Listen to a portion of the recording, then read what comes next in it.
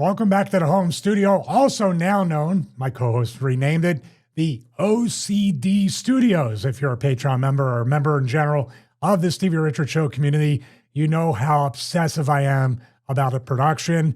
But catching up to me is the co-host for episode 68, where we talk about my time in TNA wrestling, James Romero. How you doing, James? Here's my impression. Sorry, audio listeners. Who's this? Tony Khan? It could be. That was Jenna Maraska. So, oh my God. For the intro, for the Patreon, we're going to do, let's just do the sponsors, not sponsors, but you know what I mean, the plugs straight away. Patreon. We did, which will be coming out this following Monday, Jenna Maraska versus Sharmell, the worst match of all time, -5 stars, as has been said about it many times. Was it the worst match of all time? Because in the first half, you were like, it's not that bad. Oh, yeah, it is that bad. Well, Sharmell is really, really good. And I said before, the blame really falls on TNA for putting this match together. And I forgot Awesome Kong and Sojo Bolt were on the outside, two workers. I mean, you talk about Bizarro World, the two managers, and one's a manager, one's just a reality, you said the term loosely, reality star. And they're in the ring, and it felt like one of those reverse battle royals that TNA did. The people inside should have been outside and the other way around. But yes, I still contend that my match with Tomko is probably the worst match of all time.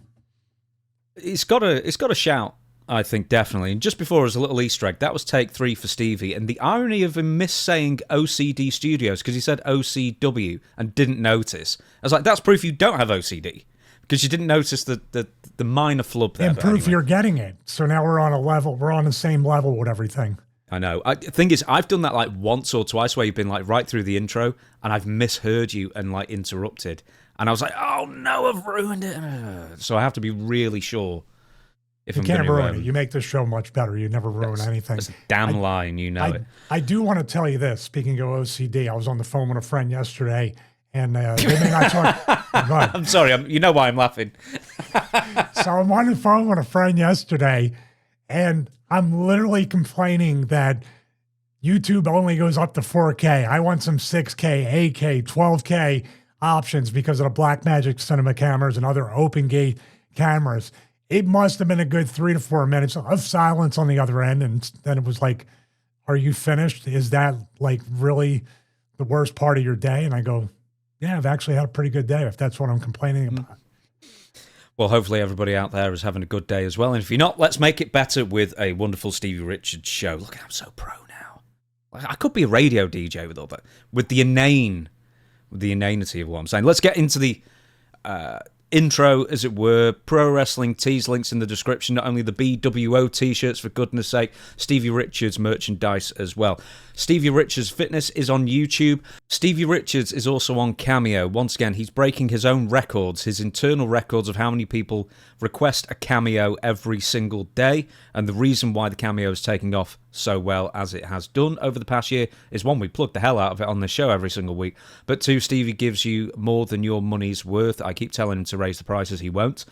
So, before he, listens to me and does raise the prices, you need to go on Cameo. We get so many comments on YouTube as well saying, I've got a cameo from Stevie, it was great as well. So you've got testimony not only on the website, but in the comments as well. So please, if you did get a cameo from Stevie, put it in the comments of this video, tell other people to do it, and let everybody know that if they're on the fence, that it's absolutely worth your money and worth your time as well. And most importantly, the Stevie Richards Show Patreon. Last week, I actually remembered it. It was actually this week, I guess. We recorded it last week.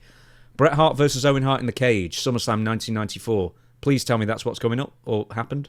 No, it already happened this past Monday. The best cage match that you say, and I would have to tend to agree with you, the best cage match ever in wrestling history. Perfect mix between, actually trying to escape the cage, wrestling, fighting, a blood feud between blood brothers, really great stuff.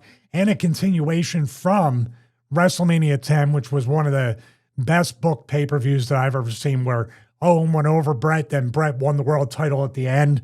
Everybody got over in the end, and then this was a continuation of that at SummerSlam. I've got something I'd like to watch that I've never seen. Do you remember in like 95, I think, or late 94, there was a show called Action Zone? Yes. Brett and Owen had a singles match that was meant to be really, really good on that, and I've never seen it. And also, the only other match I think gets a lot of love from the Action Zone, like in the first few weeks, and then they gave up on it practically, was basically the Click in a tag team. And that's also meant to be absolutely fantastic. So I'd like to watch either of those in the future. Well, don't they have that WWF Vault channel? I would assume it's up on there or somewhere on YouTube, no? They never even put that on the network. No, they never got to Action Zone or Free. Oh, so you need to get the Coliseum video if it's up there and try to see if it's on there? There was a best of Action Zone Coliseum home video somewhere. So, yeah, might be on there. It probably will be. How about comment below or shoot us an email and let us know if you can find that footage. We'll do a watch along on Patreon. Right, let's get into it. Before we get into the meat of the show, which is going to be TNA and Dr. Stevie Richards once again, a correction and a clarification. This one's from a few weeks ago, and this is me. I went back to Chris Jericho's second book because I recounted a story. I sort of missaid it. Triple H gave Jericho his phone number. What I said is that Triple H gave Jericho a Duff phone number. He didn't. He gave him his actual phone number, but then Jericho called him, I guess, lost somewhere in the middle of the night and didn't know where to go or what to do. So he called up Triple H and said, where is so-and-so? And Triple H said, why don't you get a map? And then hung up on him. So basically the same ending. And then there's a clarification that you would like to make, and somebody you were talking to recently from ECW wanted to make some addendums or additions, I guess, to the Paul Heyman and ECW Where Did the Missing Millions Go video, which is out just this past Tuesday and was on last week's episode. Yeah, definitely want to do that. And this is something we talked about on Patreon and in past episodes, that we want to get things right. We want to be accountable. There will be corrections. We will admit when we're wrong. And in this case, a clarification. If you watch that clip, I was pretty vague in saying I didn't know this, I didn't know that. So I definitely require some clarification and validation on some of the instincts that I had with that. But I have these written in notes so I get it right, because you can say whatever you want about Paul Heyman. And that's also something we try to remove, is personal issues, personal feelings towards people. We're pretty fair and down the middle. And with Paul, you can accuse him of a ton of things that have to do with the finances of ECW. But this actually lends a new light to the whole end of ECW, that Raw appearance, the bankruptcy, all that stuff. By the way, this is public record in the bankruptcy of ECW, so you can go read it. And we might take a deep dive into the actual bankruptcy part of the end of ECW. So basically, here's the corrections. ECW, and this is like a foreign thing in 2025, ECW paid thousands of dollars per week to be on TV. The people now are getting billions from networks and stuff. Imagine if ECW was around today, it could be a different story. It's like the infomercial model, wasn't it? It was exactly. ECW was an infomercial for you to buy the merch, go to the house shows, buy the pay-per-views. The TV show was a true infomercial, and there were a lot of commercials. We were creative with TV. We did Public Enemy, Meanie and I, with the Hardcore Cafe commercial. We did different things to make it part of the show. So it was not just an ad put in your face, but the talent were cutting promos and putting over the merch. So it was kind of cool.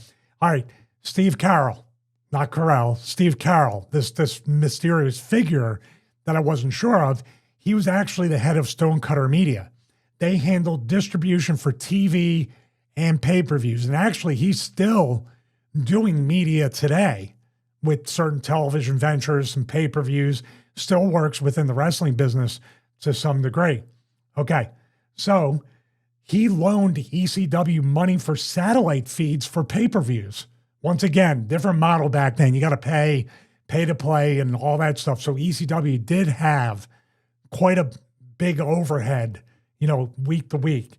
Okay, this is the interesting part, because we all think, hey, Paul just showed up on Raw, the ECW guy, which they did see Paul on WWE or WWF at the time, Raw, and it's like, what is going on? Okay, directly from the source. Paul waited 90 days after the last show to legally declare bankruptcy to protect the talent paid from creditors. So basically what happens is the biggest people that, whoever they owe the money to, that San Francisco toy company, Acclaim, whoever's owed the largest amount of money, if I'm right with this, gets their money first in a bankruptcy situation.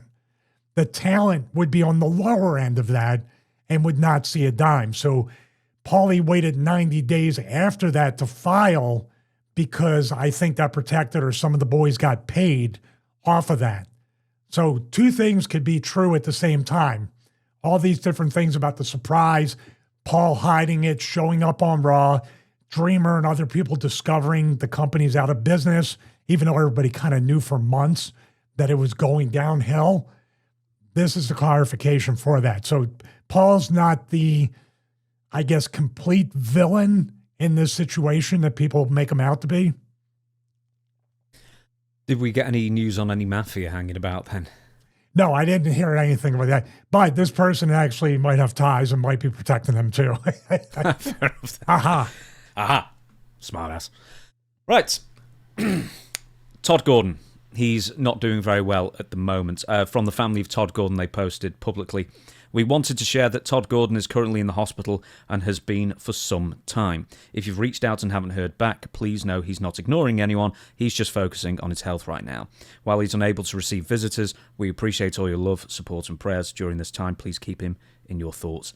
Thank you." So this was made like a day or two or three ago as we record this publicly. So I didn't know if you wanted to just get well to Tod and anything else you wanted to say about him.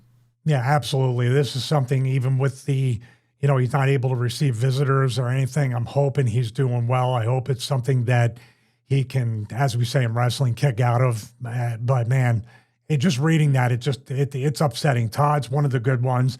Tod has always been great to me. We still keep in touch, but not, if we were keeping in touch like every day, every week, even every month, this would have stood out to me and I would have known this right off the bat. I haven't heard from him, but it's just like one of those things we touch base like once every few months, sometimes once a year for our birthday or holiday, but definitely pick up right where we left off. Tod is definitely somebody that I consider to be a brother, not only in this business, but also in general and in life. And it's upsetting to read this. I mean, we all, Father Time's undefeated, and obviously, our health as we get older and everything needs to be paid attention to. And sometimes you can't escape what happens to your body or medically. I can't comment obviously on the details, except I am one of those people that are legitimately praying for Tod to get well just so soon. It's upsetting to read. I don't really have words for it, except for the fact that you're in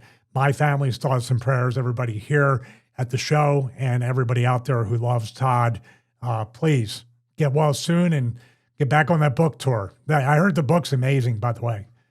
Yeah, I interviewed him when he was plugging the book as well, and really nice fella. Met him in person as well, shook his hand, had a chat, and everything's really nice dude, is Tod. Yeah, one of the best. One of the best, and definitely one of the people that should still be connected to the business, because the business needs good people like Tod. Yeah, and also, just so people know, you're a former employee of Tod's as well back in the day for the... Lloyd Van Buren is, yes, correct. Yes. Worked above Carver W. Reed, and that's where Tod, and Tod was in, I have a VHS tape somewhere where we did all these promos just to send to Paul, and he actually used some of them. But the main one he used was when I came down from selling the tickets as Lloyd Van Buren. Me and he lived in South Philadelphia as well. And we literally just did vignettes and pre-tapes with Tod, just improvising everything. And some of it made actual ECW TV. We did it as a joke. Paul loved it, and I was like, oh, they were like, Tod, I was like, I'm going to sue this person. He was like, well, who are you going to get for a lawyer? And I was like, that's some lawyer from Scarsdale, New York. I don't know, talking about his dad, Paul's dad. It's all little Easter eggs thrown in there. Right then, let's get to TNA and Dr. Stevie Richards Part 2. Now, we're going to be talking some about Dr. Stevie Richards, some about what was going on at TNA at the time, and also a bit of news outside of TNA as well. But I thought this might be a bit of an opener, a nice opener. Oh, actually, just before, because we're going to talk about the house shows briefly. Did you ever make any of the UK tours with TNA? No, I've not. Doing it at the time? I've worked a couple house shows. One was in Scranton. downtown. It was like a movie theater type setup or some kind of building, an amphitheater or an auditorium. I wrestled Abyss on that show, which was during the Dr. Stevie Abyss era. A lot of fun. Drew a really good crowd, but not really. The thing with TNA, right off the bat with house shows, like for the few, like 2, maybe 3 at the most, nobody even knew we were coming to town. No promotion, no marketing, no radio. Nobody papered to town with a street team or anything like that. I do want to back up a little bit because I feel like it needs to be said. I don't think we went into great detail. Maybe from my time that I got released in August of 2008 with WWE and the politicking I tried to do until that February of 2009 where Dr. Stevie debuted, there was a lot of discussion and it wasn't really even settled maybe until maybe a month before that I was going to be Dr. Stevie. This is another thing. It was Terry Taylor, just to clarify. Correct. He was your point of contact with TNA, yeah? Yeah. Okay, then. So, I mean, you've sort of almost said it there, but did house shows for TNA ever draw? Because even at the time, I seem to remember Mick Foley got in trouble for saying that he was doing an empty arena match. Oh, my mistake. It was actually a TNA house show. And, yeah, I mean, the house shows are weird anyway. We were kind of like with a TV product and TV products being more prevalent, especially during that era as TNA grew, from the weekly pay-per-views to TV. You could access, I mean, right now, you can access wrestling every single day of the week, sometimes live. It seems like there's a show almost every day. Back then, it was getting to that point where why would I go pay for a house show when I can watch TV, watch a pay-per-view, stuff like that. But there were times where it would be, even in WWE, we worked Florence, South Carolina, and drew barely 500 people.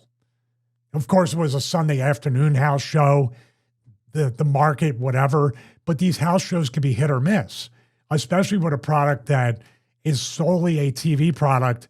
It's hard to take it on the road. And that was something where TNA, when they grew to try to take TVs and pay-per-views outside the impact zone, the overhead really, really increased. So I'm not quite sure. I wouldn't doubt Mick that he worked a very light house show and made a joke about it. For what I understand, and especially with the UK tours as well, is that they went over gangbusters over here and they drew really, really well because TNA, for people who don't know, and this isn't because it was a better show or anything like that, but I believe it was watched more than the WWE at the time because WWE was on Sky Sports. That was a premium channel that not that many people had because it was relatively expensive, whereas TNA shows were on a show called Challenge. It was mostly game shows that actually showed, but also TNA as well, and that was on Freeview. So pretty much everybody could access that, and it was relatively well watched over here. And once again, what I understand is that the TNA house shows, for what they were actually really good quality as well, because cut out a load of the fluff and segments and just some good wrestling. Oh, no doubt. I wouldn't doubt that for a second. I was there for, like I said, 2 to 3 of those. People were excited to work house shows. People work TV and pay-per-view quality matches with the intention of hopefully drumming up return business to that town. So if we didn't do it, I don't recall them going back to a lot of towns for a second house show or offering tickets like they used to during intermission for the next time they'll be back in like 4, 6, 8 weeks. But I'll tell you right now, everybody worked their butts off and tried to put out the best. It felt very much, in a way, a lot like ECW, where the talent was trying to grow the business via their performances, to put their best foot forward to grow the company. I also like the idea, you basically said house shows never drew because they never papered the towns, they never went on radio and promoted, they never plugged it too hard on TV, etc. We all know that story. I like that Jeff Jarrett, I believe, went to WWE and maybe even AEW in sort of the same vein as the live events coordinator or like head of live events. Jeff Jarrett. Like, the house shows were in TNA never got promoted. And then AEW shows, house shows, they've given up on them because they were always sparsely attended to, or mostly were, because they didn't promote them properly. Yeah, you got to give Jeff credit. He's a hell of a worker. I know. Amazing. Aha. Aha. One more thing about the TNA viewership. Now, the joke was that he always seems to get like a 1.1 rating, which equates to, I don't know, like 1.4 million viewers or something like that. Just talk about, I guess, the late 2000s and the 15 years or so to where we are now, that TNA would get 1.4 million viewers, and AEW these days, and that's not to say WWE are doing that much better either, but AEW is struggling to break 600,000 at this point, and it's not just the wrestling business, it's the television business that's just unrecognizable, even really 5 years ago, let alone 15. Yeah, TNA was in a spot kind of like what I talked about with the clarifications back in the beginning with ECW. They didn't have the benefit of these networks just wanting to throw millions and billions of dollars for, quite honestly, something that doesn't draw as well. Maybe, like you said, less than half the audience, and people are ready to cancel TNA at Spike TV because they were only getting 1.4 million, or it dropped to 1.1 million. That's like, dude, AEW's not getting Stevie Night Heat numbers. Heat was drawing 800 to 1.2 on a tape show. We're going to get to AEW later, so just so you know, take a drink. Future segment of this episode, take a sip instead of a drink. So, also that doesn't include the 4 billion people that watch AEW on Max, of course. Right. Now, let's get into the nitty-gritty of TNA itself. And what better characterized TNA, apart from 14 million segments per show, was the 6-sided ring. And this is something that I've wanted to talk to you about this for over a year. This has been, when I've made these lists of, what we're going to talk about, this is one of the first things. The difference between a 4-sided ring and a 6-sided, apart from the obvious, as far as how to work in it, the ease of the ropes, knowing where you are and where you can bounce off of, the turnbuckles, the canvas, how stiff it was, everything about a 6-sided ring and sort of how to work in it and how to adjust working in it after being used to a 4-sided ring for 20 years at that point for you. All right, thank you, James. And we have a picture of the TNA Wrestling 6-sided ring. I have to say, before I even got into the company, even when I was doing vignettes, which we'll talk about with Dr. Stevie, I was super nervous about this ring. You could look at this as somebody that worked in nothing but a 4-sided ring. And I've never worked in Mexico, never got exposed to this many sides of a ring. I did learn when I was practicing in this ring and trying to get my footing and my timing down, because obviously the steps are completely different. The turnbuckles are literally everywhere.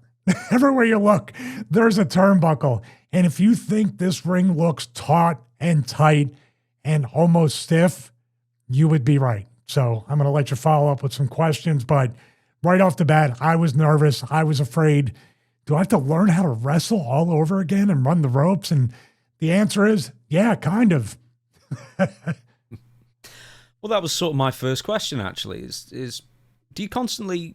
I mean, you must have like a sixth sense, obviously, for where the ropes are in a 4-sided ring. It should be fairly obvious, but with a 6-sided ring, did you always find yourself just looking backwards? Oh, no, not really. Here's what I had to worry about, and this is just kind of like the long game back then, the way we thought going from WWE to TNA is always, will I ever go back to WWE? So I wasn't worried about a 20 by 20 ring. Let's keep that size into account. A 20 by 20 4-sided ring and going to a much smaller, and you can see here, more compact ring. So my wind never really affected me in TNA because I was so used to working a 20-foot ring or even a 16 or 18 by 18 ring where you're running straight across is a longer distance than right here. So in that vein, I'm looking at it going, this won't be a problem, but am I going to become less conditioned if I ever go back to WWE? That's going to be the really test of my cardio conditioning. I know I'm thinking way there and I never went back, but people that usually went here were like, if I get over here, maybe someday I can go back. What was the distance between the ropes? Because let's say with WWE, that's 20 by 20, but really the ropes are maybe 18 feet apart, to account for the ring apron. Yeah, the edge of the ring apron to the edge of the ring apron. I'm going to tell you, it felt sometimes smaller than the WCW ring, which was a much smaller ring than WWE. I couldn't tell you except for the fact that, well, look at it this way. Say I'm running the ropes and I got to do a tackle drop down. When you do a tackle with somebody, you almost have to not step into them like you would in WWE to create more room for the drop down, leapfrog, and all that stuff. You almost, in this case, have to do the opposite and maybe wait right here in the center and then step forward to hit a shoulder block. Now, here's the confusing part right here too, James.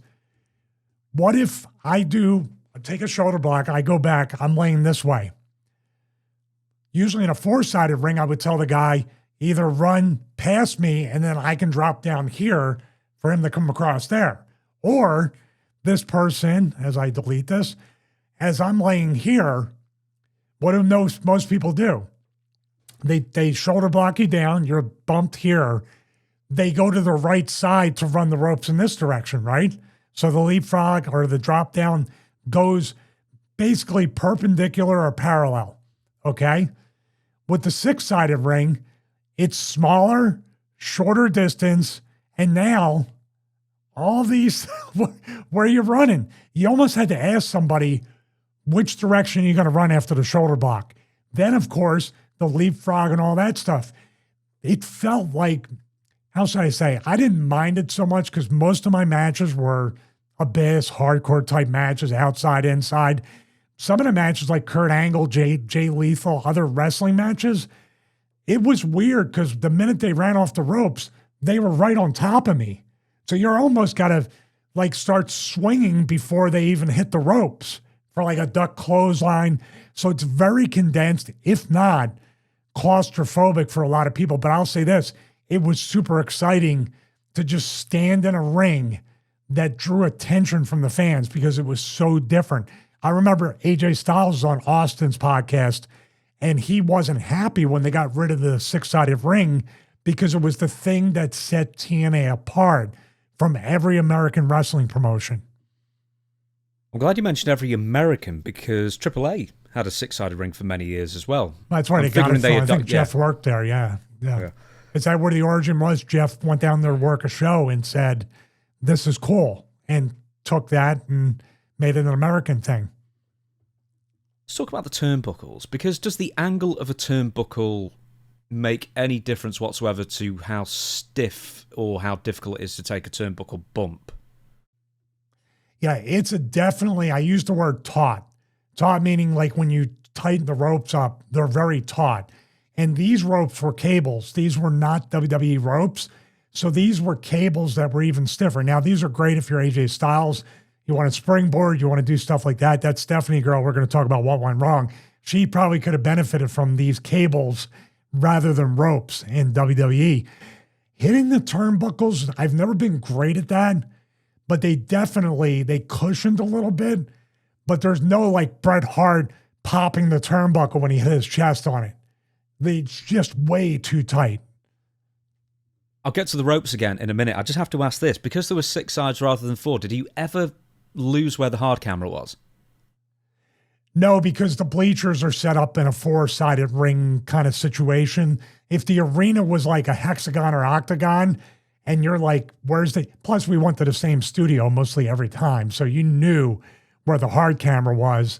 But the handhelds, they had a time trying to figure out, now they got 6 sides to run around, not knowing. Now you might think like the distance here isn't as far as a 4-sided ring, and the person has to run all around for the ring, but you could literally run 2 sides past, then you have to kind of come back to catch the shot.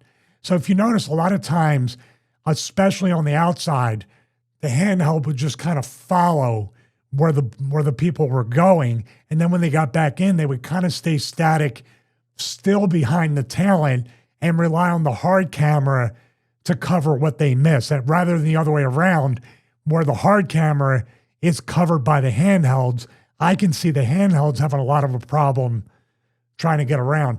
I think they had a minimum of 2 handhelds, if not more. Am I correct with that? I think it was a decent little production. I'm trying to think how many cameras they had, Minimum because they of always 2. had the boom as well. Yeah.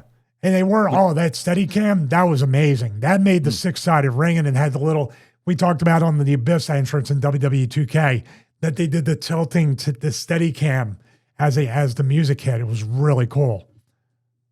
Now, as a cruiserweight and high flyer, Stevie, you'll know this more than most, but was it difficult standing on the ropes as compared to a four-sided ring? I know I'm being facetious with the question, but... Yeah, and I'm trying to be equally as facetious with the answer. Because I remember when I used to do springboard forearms and AJ took it from me, I was just like...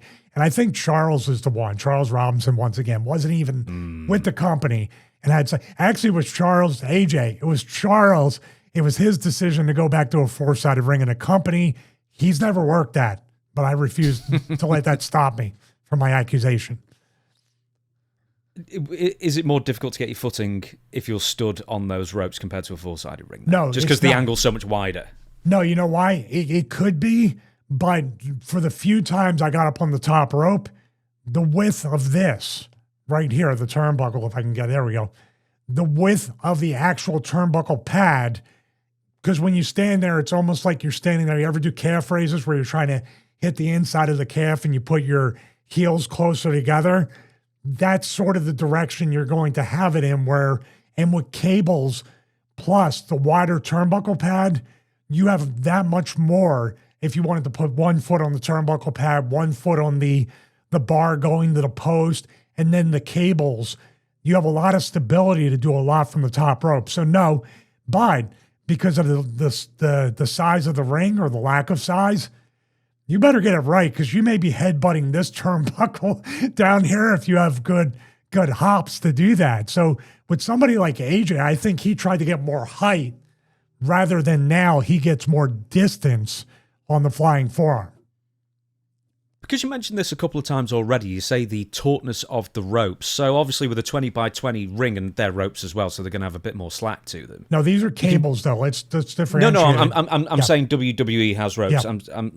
In comparison, you can do rope spots. Like Andre the Giant used to do. He leant back, tied his arms up, that kind of thing.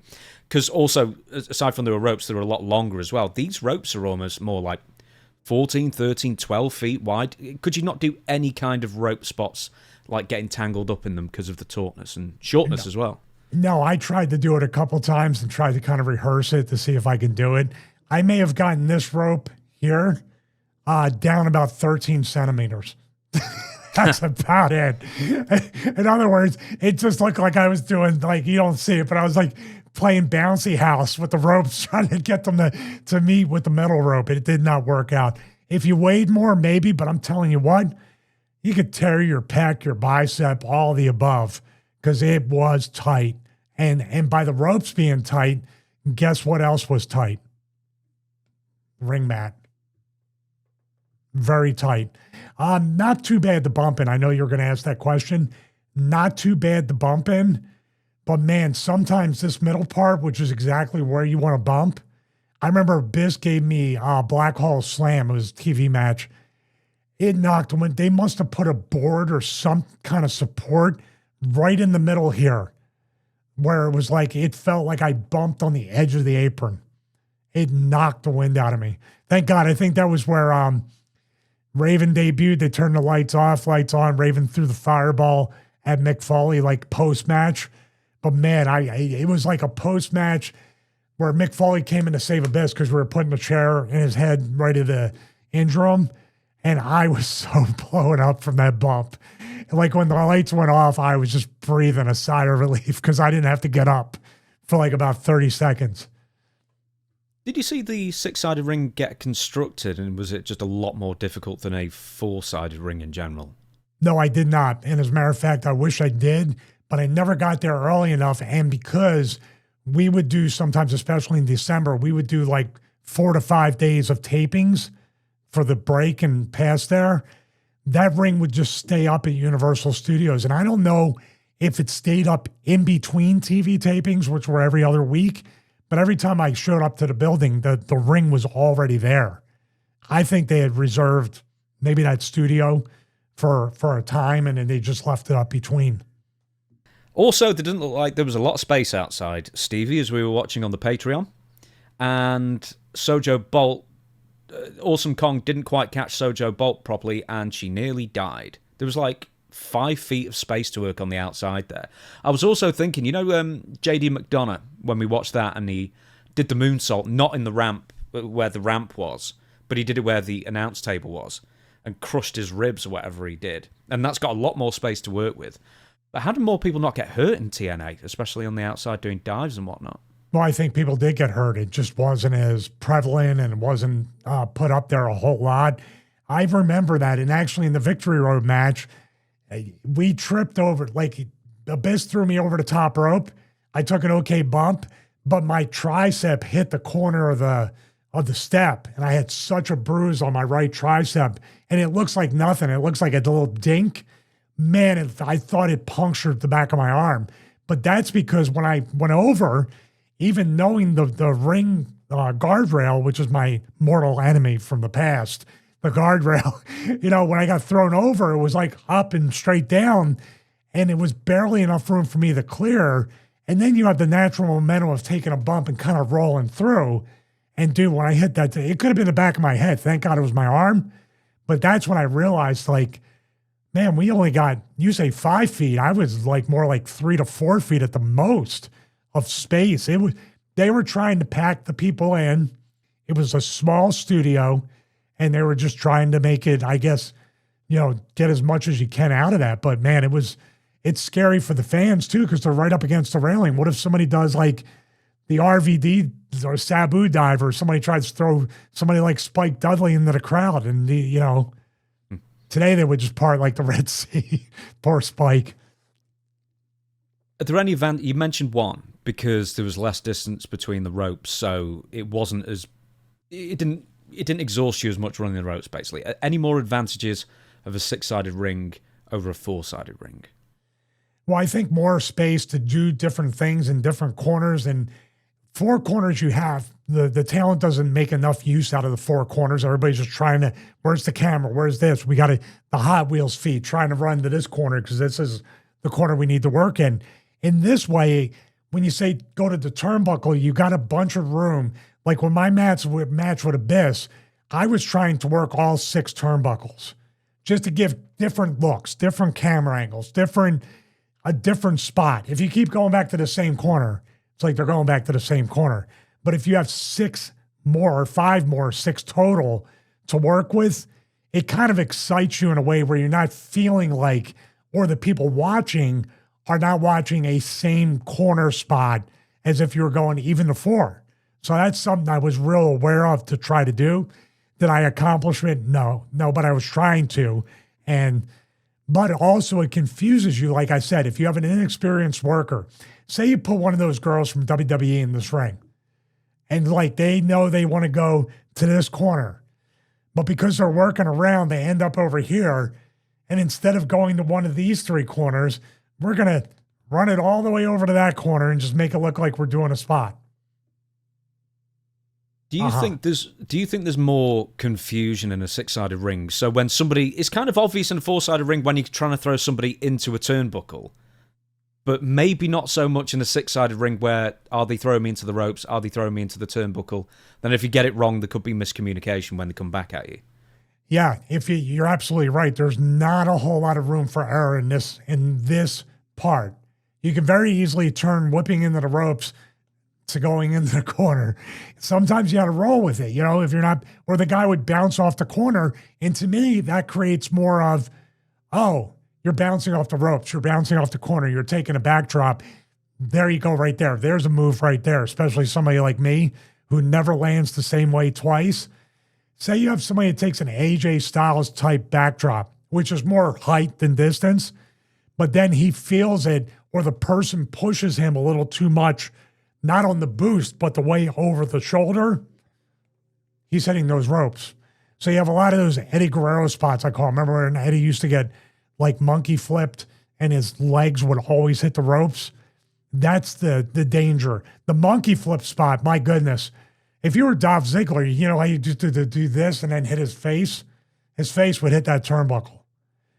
That's a great spot, by the way. I don't know how he does it. He does a full flip and then face bump off a monkey flip. One advantage, and this is just a theory of mine, is, and it happens in four-sided rings a lot, is that let's say you slam someone in the middle, then you're going to come off the top rope onto their prostrate body, but they're in the wrong position. And I sort of thought in a six-sided ring, that's kind of never a problem because, one, it's always a bit smaller, and two, you've got so many corners to choose from that they're always going to be in the right position. That's a good thought. I mean, I saw Rob. I think he's the one, if I can remember correctly.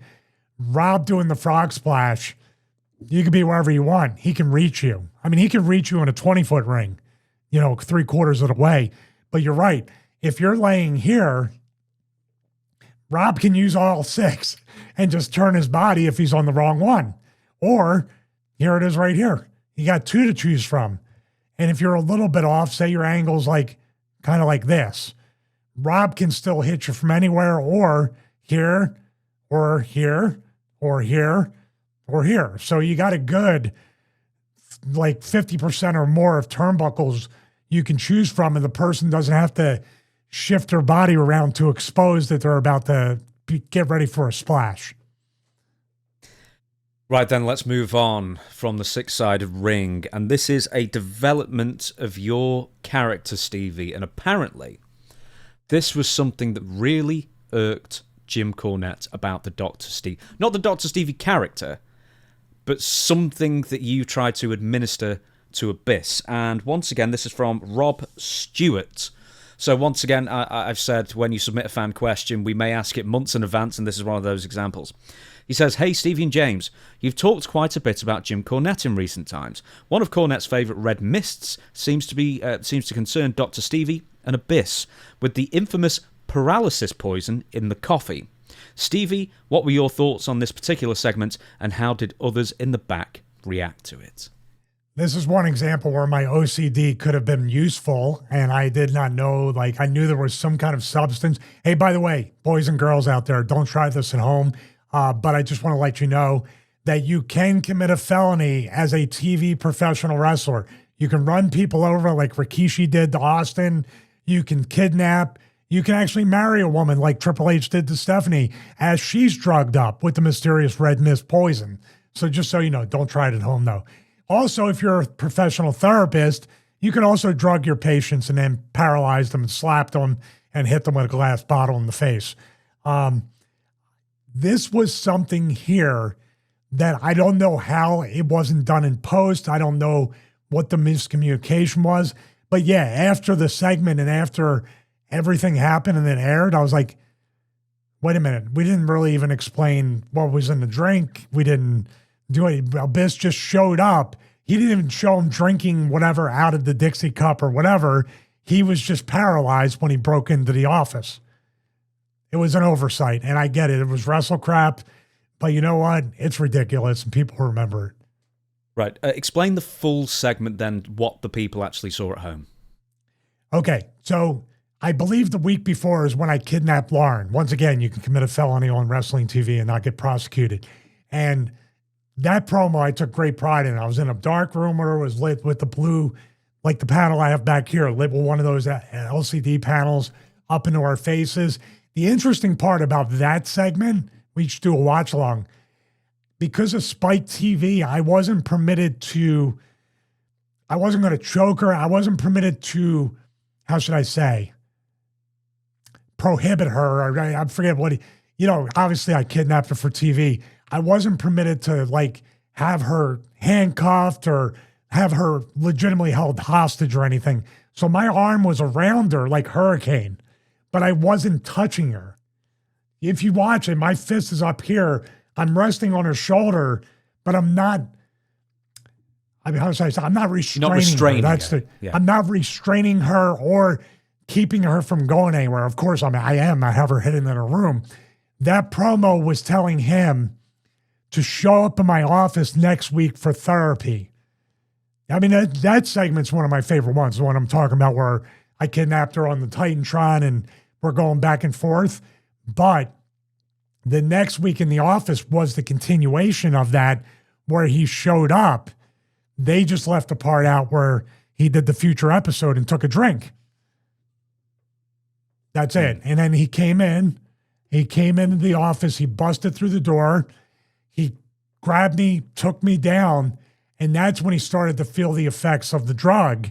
And then he was paralyzed. I did a couple slaps to him, and then I did the big glass thing saying, "You look parched," and hit him with it. And that was kind of like sort of near the go home of Victory Road that we were wrestling. So whose idea was that? Russo. I mean, if Cornette hated it, I imagine. That's why Cornette has a problem. It was ridiculous, and it turned out to be like wrestle crap in a way, but it was really just an oversight. I would have rather if I could redo it again, which I was completely fine with the way Russo wrote that and the fact they built me an office. That kind of stuff was cool to me. And doing an actual vignette or a pre-tape and something continuing from the week before, show me through outside of Dominik, show me things they string together for multiple weeks in 2025. But what I would have done would have been to tase him from behind, drag him into the office and do everything there as he's kind of, shaking and convulsing. That would have been a lot more visual to tase him, because the taser was something I had used on him already.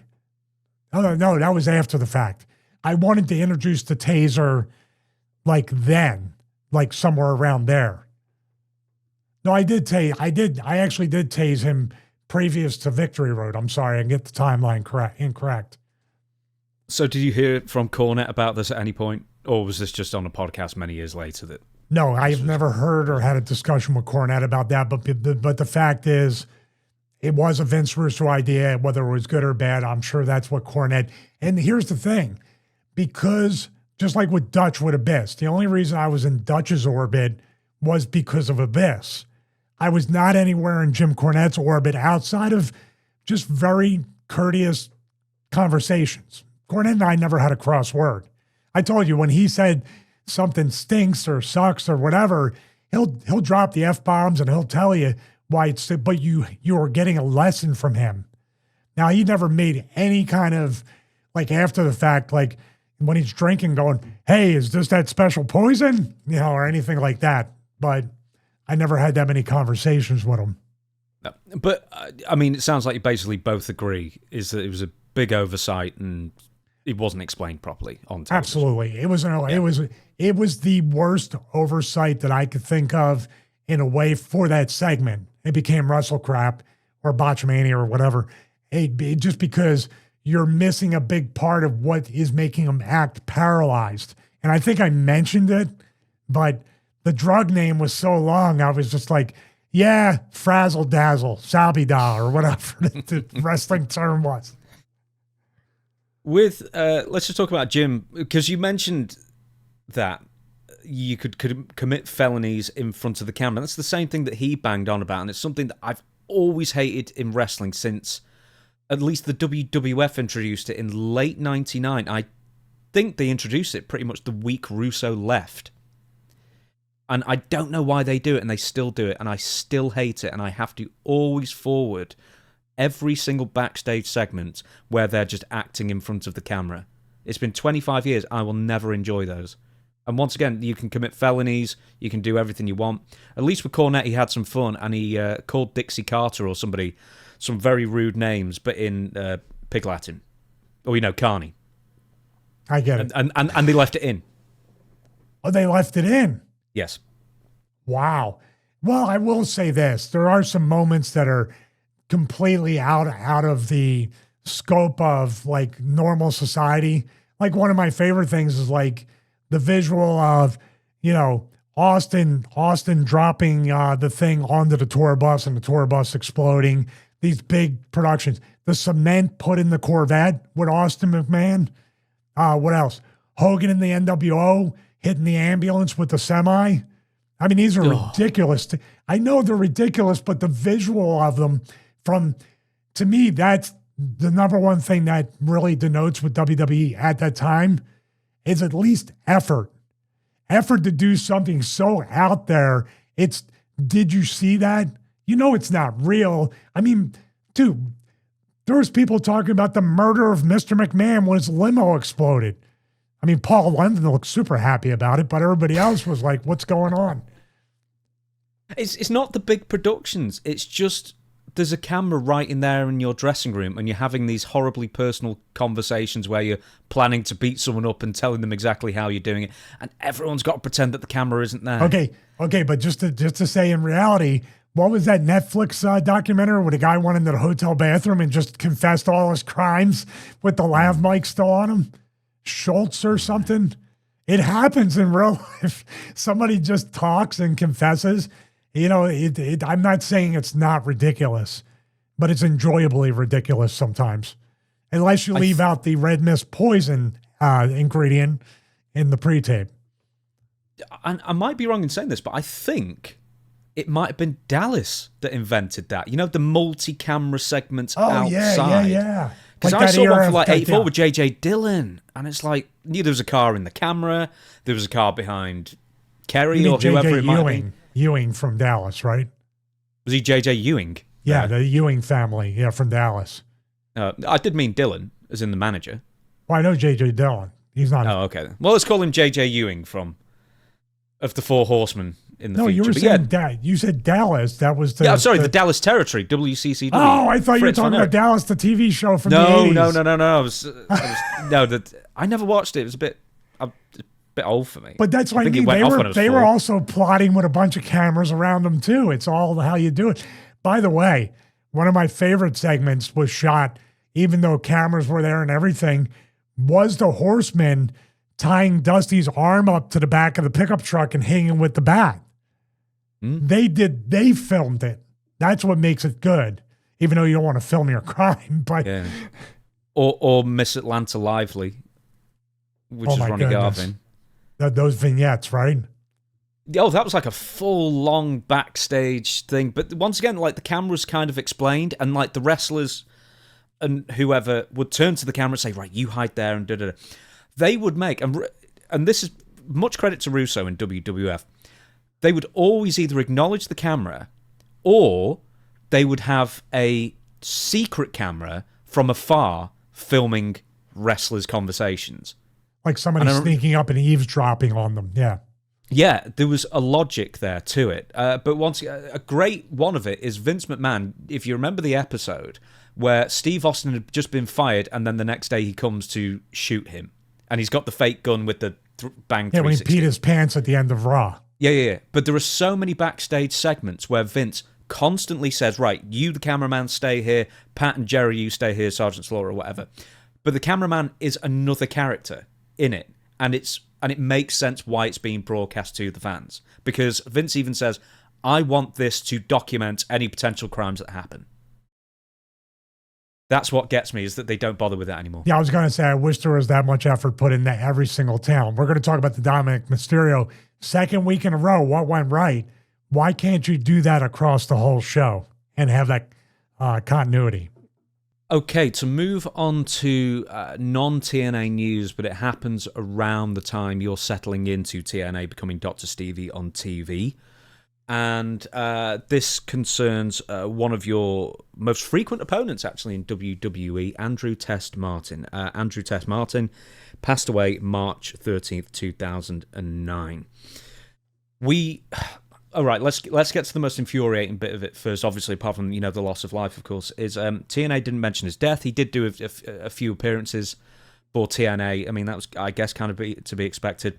WWE did not acknowledge Andrew Martin's death on screen, despite wrestling for the company for nearly 7 years. They also didn't acknowledge the deaths of some other wrestlers around this time that were not long removed from the WWE roster, including, maybe most surprisingly, Umaga, but also Viscera, Lance Cade, Chris Kanyon, and some others, as well as some older guys, Matt Bourne, Ludwig Borger, etc.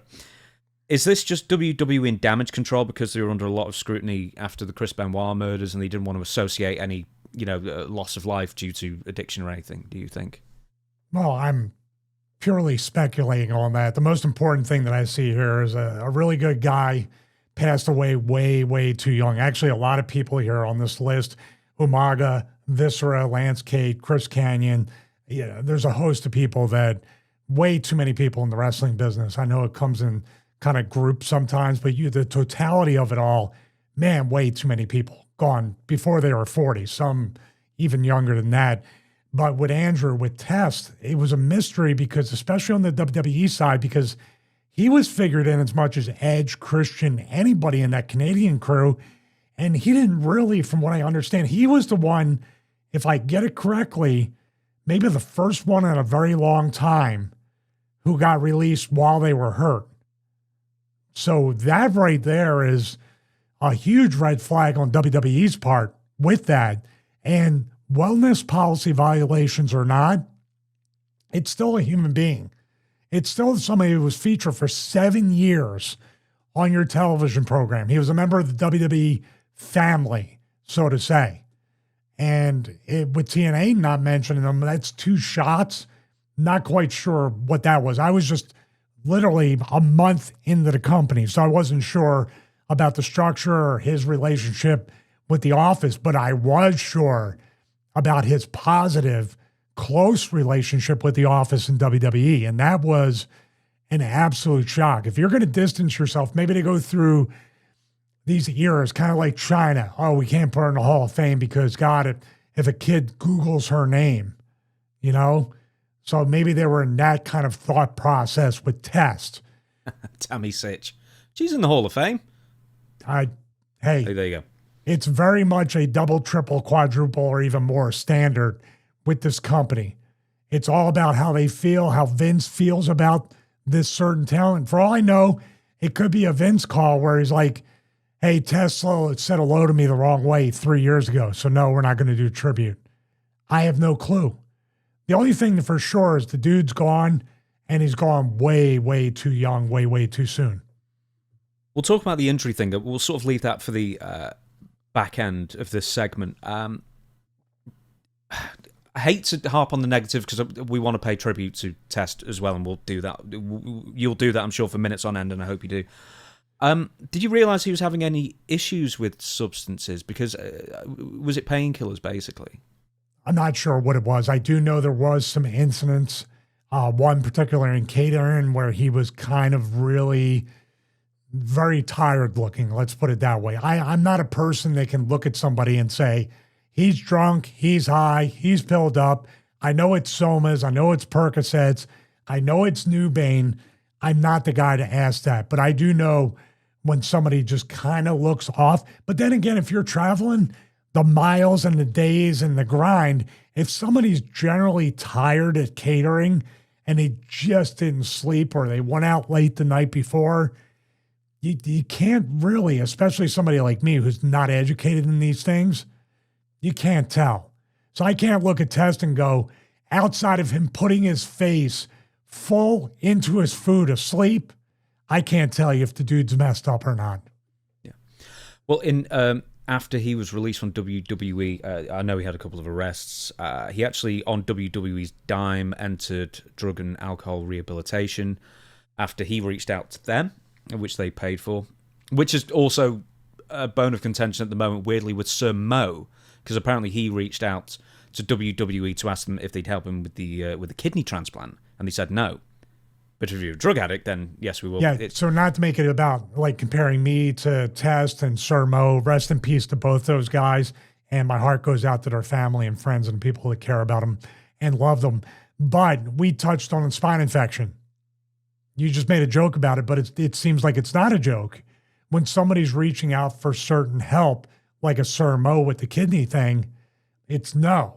When I'm reaching out and saying, hey, I don't want you to pay for anything, just get me an appointment with a doctor. We have insurance, we can pay for it.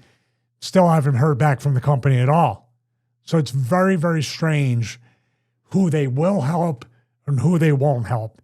And the fact they help anybody, I give them credit, but I can't tell you what the litmus test, what the requirements are, what the trigger to help or the trigger to not help is. It's really they're quite, how should I say, bipolar with the way they do that. PR, basically. Because it was in the wake of the Chris Benoit thing. Right. Test was a guy you worked with many times. I don't know, was he ever a travel partner of yours? No, never traveled with him. I couldn't stop every 3 exits.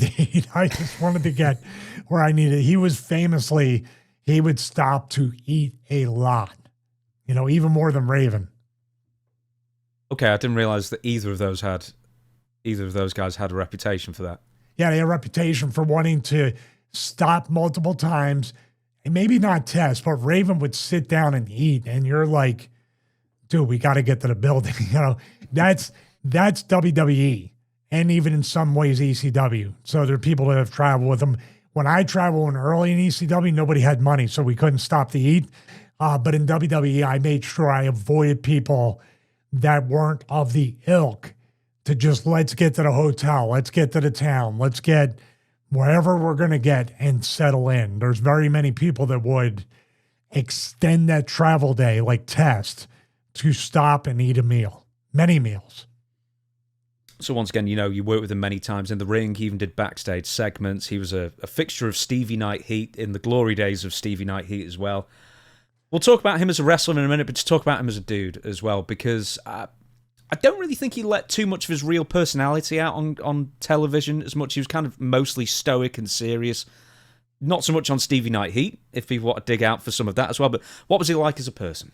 As a person, really good dude. See, this is where the unique personalities of wrestling and how you take it, like Cornette.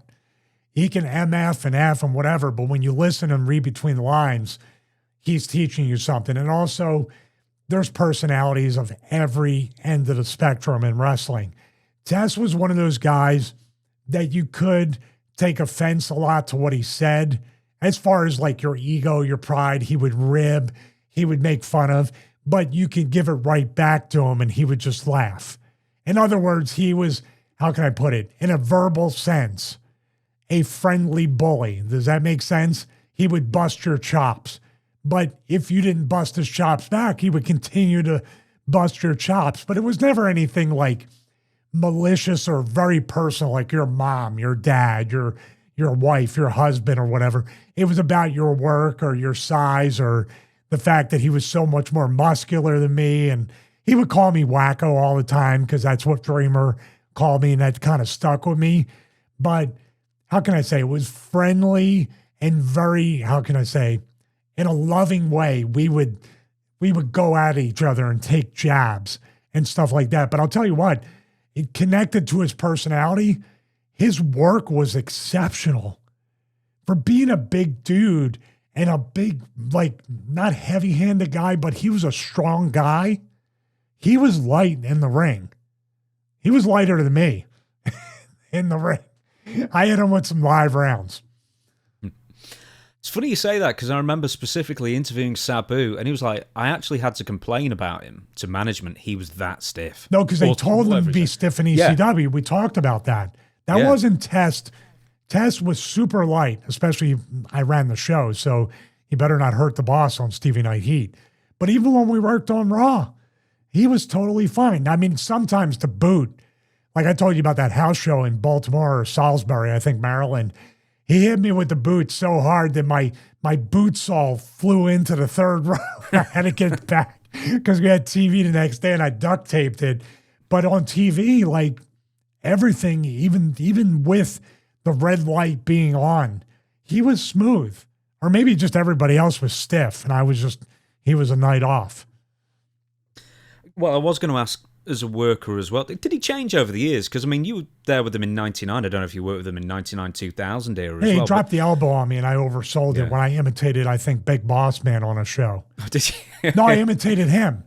I imitated Test and I had the whole get up and he hit me with the elbow off the top rope and I did like the convulsing sell. But dude, he could have crushed me with the elbow. His elbow was every bit like Shawn Michaels or anybody else. Very light, very much like not light, but he didn't crush your sternum with it. I was going to say, back in 99, he didn't have that much training, really. And was he showing signs of promise 1 year, 18 months into... let's forget about the physicality. He was 6'6", pretty darn jacked for most of his career as well. But as a worker, was he impressing you at that stage? Yes. And was he getting... measurably better as the years went on? Yeah, he was very much, he was the guy, the Dr. Tom crew that trained the Kurt Angles, the Edges, the Christian at tracks, at the cold warehouse with no crowd, the worst, with the WrestleMania 3 type ring, the Formica one. Oh, yeah. That was in the HQ, wasn't it? Headquarters. Yeah, Trax was the warehouse on the bottom floor around there. I worked out in that ring. Dude, no joke. The worst. The absolute worst. But if you're training and starting out, everything's easier after that. Most guys, I train in a very stiff ring as well in TWA. ECW before it was ECW. Same thing. Cold, gym, hard ring, the best ring to start out with. Not the best ring to eventually work in after you trained. But no, he showed a lot of promise and also really, really favored by the company. I think that group of Edge, Christian, Test included, they were Pat Patterson like favorites, like in creative. Now, you say that, but it seems that as soon as he started working with Triple H, that's a feud ready-made that should have gone weeks or months, or at least revisited at some point. And I think it was revisited for one match once, maybe a year later, where, lo and behold, Triple H being with a pedigree in 4 minutes or something like that. Is he a victim of the old Triple H, as they say, golden shovel? Well, speaking of somebody who was also a victim of being a heel at the time that Triple H was a heel, yes, do good, but don't do too good. This is the same. If you think about this, the players have kind of changed and there's something missing, but this is the same exact result and basically, in a way, burial of a talent with Triple H. The same as Jericho when he's undisputed champion and everybody was getting featured except the undisputed champion. Wasn't Test just basically a vehicle for Hunter and Stephanie to become bigger stars? It's crazy that in late 99, when he was a love interest of Stephanie McMahon, he was in all the backstage segments with the McMahons. He just seemed like the chosen one at that point. And then all of a sudden, like, I think the last time, he's had times when he seems like a chosen one. So there was that time, and then he gets called off again. And then in 2001, I think he gets like immunity from being fired because he was the mole for the Invasion, the Alliance, WCW and ECW thing. And they seemed to, he couldn't get fired for a year. And he seemed to be building momentum again. And then he didn't again. And then in ECW in 2006, he was almost the chosen one again. And then eventually would be Bobby Lashley after that, or Big Show, or whoever else it would be. Anyone but Rob. It was basically an ECW at that point. Well, I'm going to tell you right now that the decision to put it on Big Show, the ECW World title, I think Test would have been the perfect heel champion to get people peed off, but also make them want to watch because his work was exceptional. His character became exceptional because it was playing off. He was I'm going to say he was a very nice guy with all the other like jabs back and forth, friendly kind of barbs and competition between myself and him and other people. At the same time, that personality turned up to 11 makes him that heel you want to pay money and buy a ticket to say get beat. But of course, he's 6'6", 280. So, man, that's quite a mountain to climb. In a different time, and well, not in a different company, but if things went better for him, will champion material maybe? Drew McIntyre. I see Drew McIntyre and Test being kind of the same type of character, size, all that stuff, but also a way to get under people's skin by speaking truths on TV. I definitely compare Drew to Test a lot more than anybody else, and I see a lot of similarities. We'll go back to what you mentioned quite early on in this portion, and it was WWE firing Test in 2004, I believe 1 month after, if I can just find this here, spinal fusion surgery performed by Dr. Lloyd Youngblood in July of 2004. And then 4 months later, on November 1st, it was announced he was released from his WWE contract along with A-Train, Prince Albert, and Billy Gunn as well. And the reason I mention this is because it's actually back in the news again. It happens rarely with WWE. Happened in TNA as well around this time as well. But Ridge Holland, very recently, he was 1 month into basically a 6-month requirement for rehab and recovery period for an injured foot, and WWE released him. Once again, it's very, very unusual, but is that just something that's just, it's never on? kind of thing, because what else can he do? And he injured himself in a WWE, approved match. Yeah, it's a very weird turn of events that come along every so often, but I think it's going to be more prevalent with the TKO era. I think there's just going to be bean counters. He's not working. He's out for a while. The weird thing about Ridge Holland, it's that thing with WWE. They start off pushing this guy when he's green as anything, doesn't know what he's doing. They feature him. They keep him figured in. Then in NXT, I saw a couple of things where I'm like, oh, this guy's starting to get it. He's getting better. He's been really criticized with the Big E thing, that accident that ended Big E's career, but he's being featured and pushed and put in spots that, quite frankly, back then he wasn't ready for. And now he was getting ready to be put and getting good, and they release him.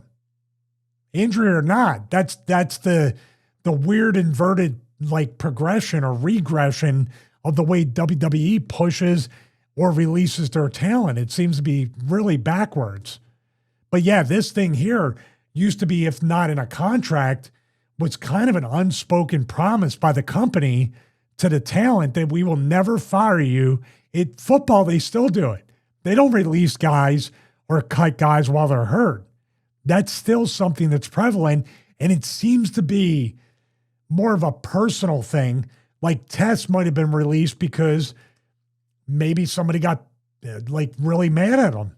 Maybe somebody said something the wrong way. Maybe Ridge Holland went in and tried to help somebody out when it wasn't his place to help. So I'm just guessing, but it's not within the political nature of WWE to release people that are hurt. The PR, like you said, but on the other end of the politics, who did he mess with, or who did he make mad?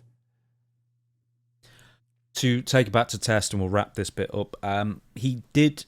His brain was donated, and a forensic pathologist later examined Test's Andrew Martin's brain, determined he had suffered from severe chronic traumatic encephalopathy (CTE). So it just seems like every wrestler really puts themselves through the ringer. And I don't know if he was exhibiting signs of CTE at the time, but, it's a tough business. It's a very tough business indeed, and that just proves it. Well, I don't know if the CTE had anything to do with any of the things that ended up happening, the way he passed away or any of that. I think it might have been more of a deep-seated depression that most feel after the company you worked all your life or you dreamed all your life to be a part of. You get there, and then it's not quite. It is what you always imagined it to be with Test. Then they take it away from you in a weird way. Then they give it back to you a little bit. Then they take it away from you. Then they kind of look like they're giving it back to you again in the ECW. Then you get released. When you're hurt after surgery, months or a year or more of recovery from fusion surgery, you're not making money. They've released you. Now what do? You go to TNA, 2 shots, and then who knows? I don't know if that was a long-term plan in TNA for him.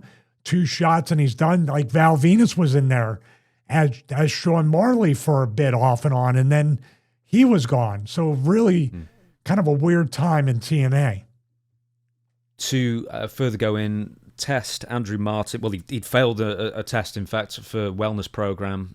Jim Ross made the announcement, and then Andrew Martin released a statement through his MySpace, so this is how old it is now, saying that the release was mutual and he had requested it.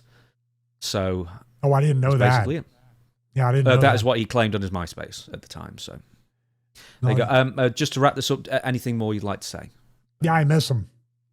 I mean, I don't know if we'd be in touch to the degree we talked about Tod Gordon. Even though we don't talk that often or text or communicate, he's still like a brother to me. Test is one of the nicest dudes. He might have put it in a different wrapper that offended some people, but I love the guy for who he was and who he still is to me. I know Dreamer was really tight with him and others a lot tighter than I was, and they definitely miss him. And he's one of the good dudes. And he should have gotten a lot more from the business, but that doesn't matter in the scope of life. I wish he had a lot more productive, meaningful chapters post-wrestling. I wish it was a guy that myself, Dreamer, and other people could have grown old as friends and wrestling brothers together. So you're one of the good ones, and you're definitely missed. Andrew Martin, one of the best. We will go back to TNA now. And an entire segment that somehow I completely missed out, but now I've got to go back to talking about, and that is, of course, Abyss. Quite a few questions about your working with him, not just in the ring, but also in backstage segments. And also, actually, I'd like to know what he brought to the table as far as ideas or suggestions, not once again in the ring, but also backstage segments or character building stuff.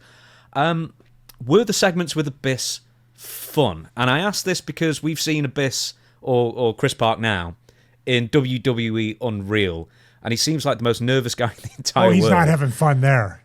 No. But yes, working with Abyss then, so take us back to the beginning, and how was he?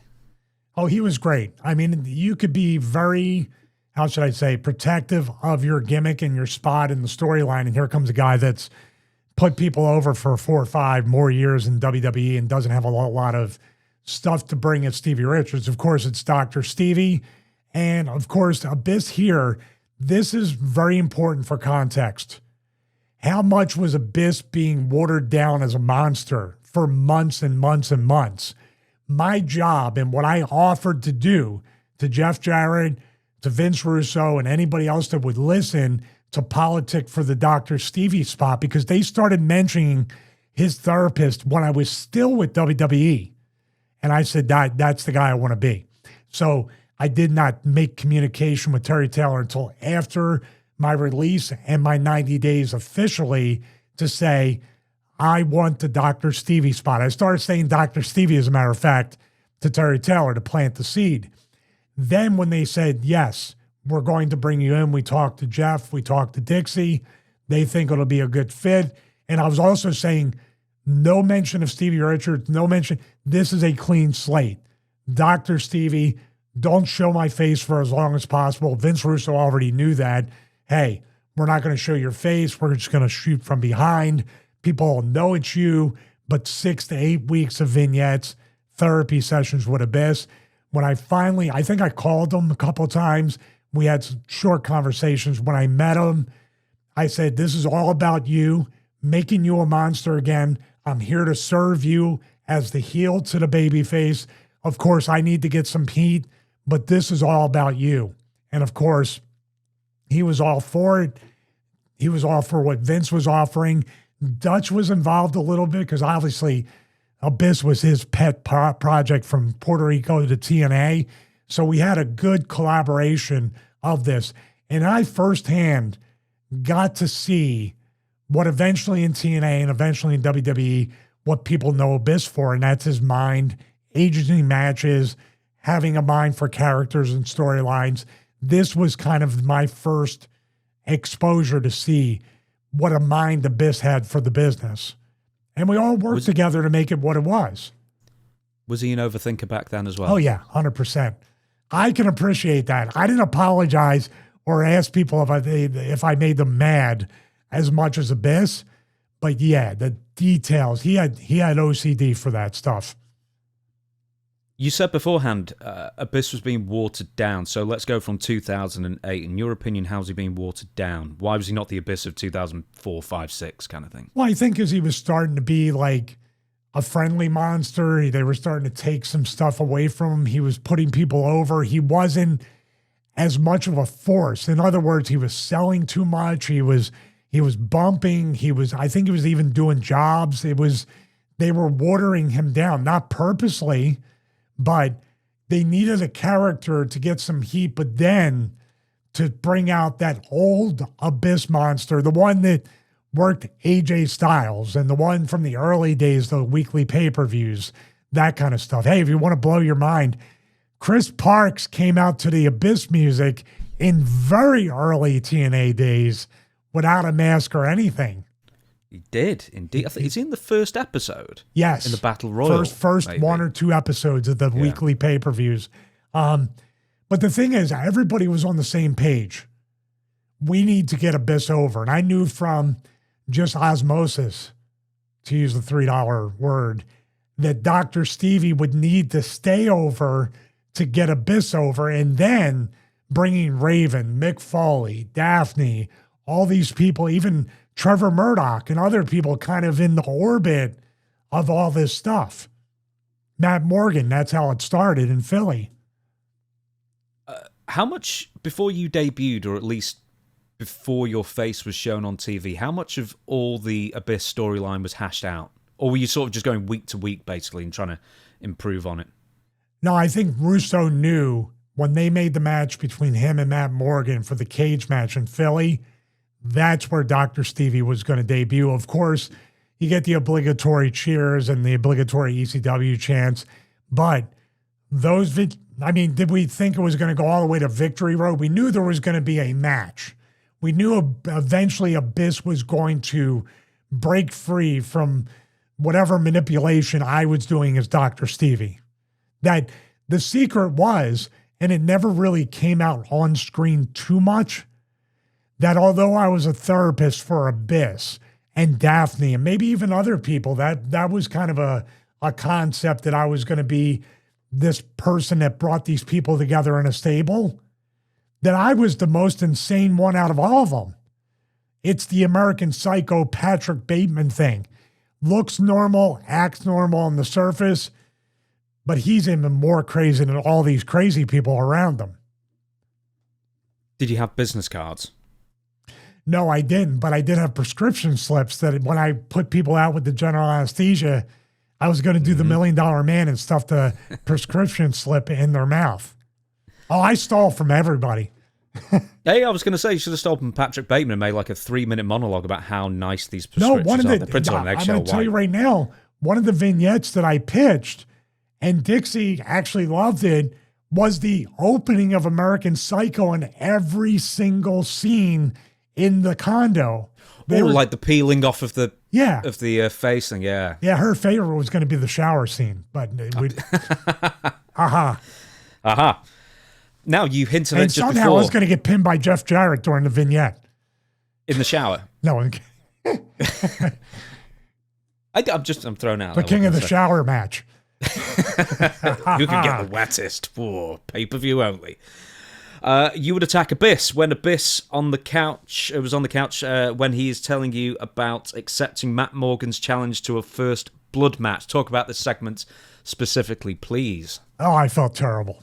And he was like, you need to slap the S out of me because if you don't, I'm going to get mad. It's kind of like the contrary of the Dr. Stevie trying to keep Abyss from being violent and then becomes ultra violent and then sits down and he goes, let's continue or something like that. Or what, as I was saying. Do you know who your character kind of reminds me of, just with you describing it? Brian Wilson's from the Beach Boys, Dr. Landry. I am not do you know that story at all? No, I'm not. Oh, you need to... Love and Mercy. It's a great biopic, and Brian Wilson's played by John Cusack. Doesn't look anything like him, but it's a really good biopic, and then it's Dr. Landry, his live-in therapist for years. Then over the years you find... And this is all based on, a true story, obviously, is that you find out that all of a sudden he's now his business partner, and he's now a co-writer on some of his songs, and then eventually they had to get, lawyers on it to get rid of him eventually, but that was over the course of years. But I thought the way you described Dr. Stevie is kind of that in my mind. Yeah, I just thought it would be the manipulative person that's hiding under the mask, pun intended from the American Psycho thing, hiding under the mask of somebody trying to help, but deep down, I am the most sick, depraved one of all these supposed hourly crazy people around me. Dr. Eugene Landry is played by Paul Giamatti. So you already know it's going to be great if he's in it. Anyway, let's move on. Lauren would play Abyss's girlfriend and threaten to report you to the medical board, and Abyss tried to shut it down. And then you and Lauren would go back and forth constantly about you saying Abyss was crazy, and Lauren would say Abyss was sane. She must have been pretty game then, because she wasn't a wrestler. She was like a legit broadcaster. I looked her up, and she's doing work for the Golf Channel now. So she was like a sports broadcaster. She did backstage interviews for a couple of years for TNA. How'd you rope her in? I didn't rope her in. She was just there. Russo, I think, roped her in, but she was really game for it because it was Beauty and the Beast with her and Abyss. It was me being the third wheel and also trying to get between him and his girlfriend and manipulate him because she is trying to tell him the truth and I can't have that. And then I almost convinced her I was trying to help him in that one vignette. And then, of course, I commit the, non-prosecutable felony on wrestling TV and kidnap her. I've poisoned people, kidnapped them. I've done a bunch. I mean, I haven't hit anybody with a car, I guess, but that's, I don't know. I'm not retired from that yet. If you wanted me to you just want me to do vignettes as Dr. Stevie. As a matter of fact, just fast forwarding in a side note, a little Easter egg. Johnny Swinger, when he was doing the retro, like grizzled pro wrestler with all the tropes, with the fanny pack, with the gimmicks in it, brother, I was going to be his personal doctor that was writing him scripts for TV. He was trying to get me back to TNA at least for like one shot. And then there was the one where everybody was in kind of like the mental institution, Raven and other people. And Swinger was trying to get me in as the doctor of the asylum as a little Easter egg. But they said I wasn't a big enough star. But you would have an in-ring segment with Daphne and Abyss where you would announce that Daphne would be in the Monsters Ball match against the woman and Abyss would be in a corner, etc. When Abyss tried to push back, you pulled your belt out and he got scared. Now, this is particularly interesting because we're not going to be talking about the Abyss Matt Morgan First Blood match and everything, but he'd gone through all that a few weeks ago, yet he was still more scared of you.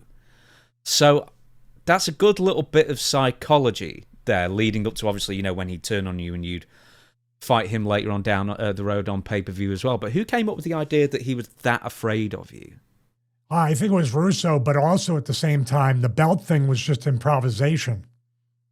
The belt thing was supposed to be some kind of threat to do whatever. And I had mentioned, like, right before we went out there, I think I'm just going to take off my belt like you're a child, and I'm going to whip you with the belt. What person does that not translate with?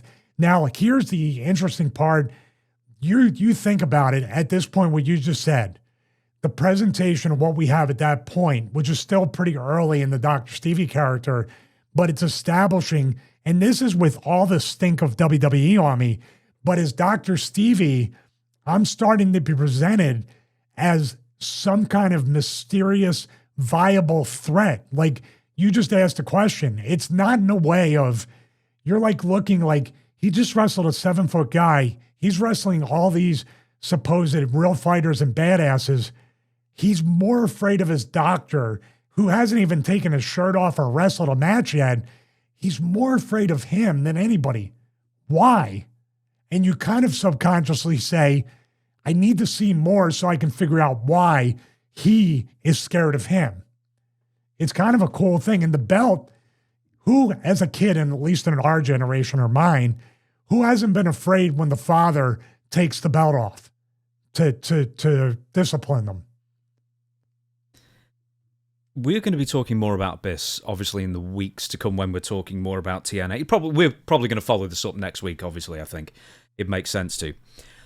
Dutch has said that, and other people have as well, is that Abyss always had maybe too many ideas, and he's one of the guys he'd kind of have to rein back. And the example that I always heard was like the Monsters Ball matches, where he would just kind of just do everything in every single match, and he was like way too enthusiastic.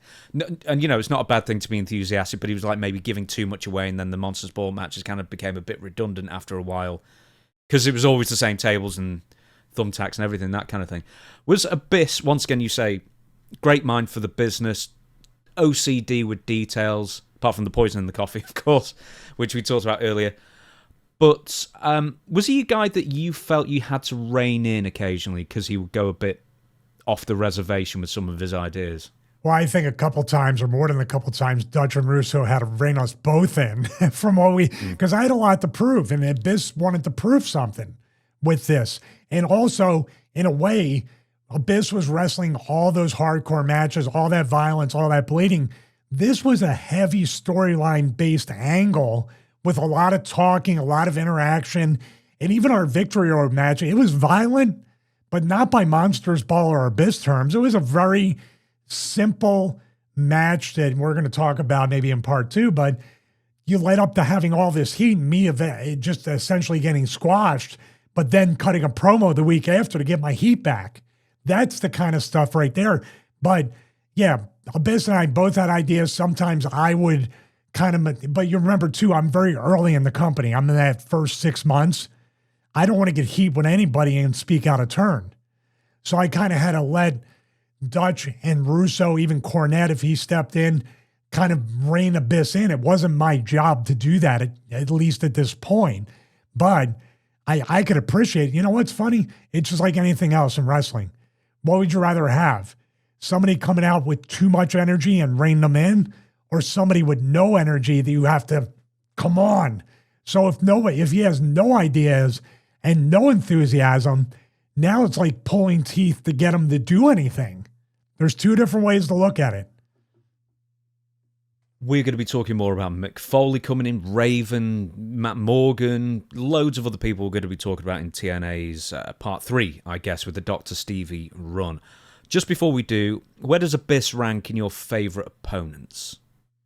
Oh, wow. And this is a great compliment because it's hard to pick the top 3 or 5 because I had so many, but he's in there.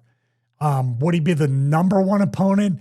We didn't have enough. Like the whole Dr. Stevie run, there just wasn't enough. That EV2 thing came along and wiped away all the great work that all of us had done. Myself, Dutch, Abyss, Russo, Daphne, Raven. We had a great little kind of bubble within that wrestling universe. So we've barely scratched the surface. But I would say Abyss is in my definite top 5. I'd have to put Dreamer and Val 1A, 1B. I wrestled those guys a ton. Since we talked about Test, I would put Test just from the number of times that we worked as number 3.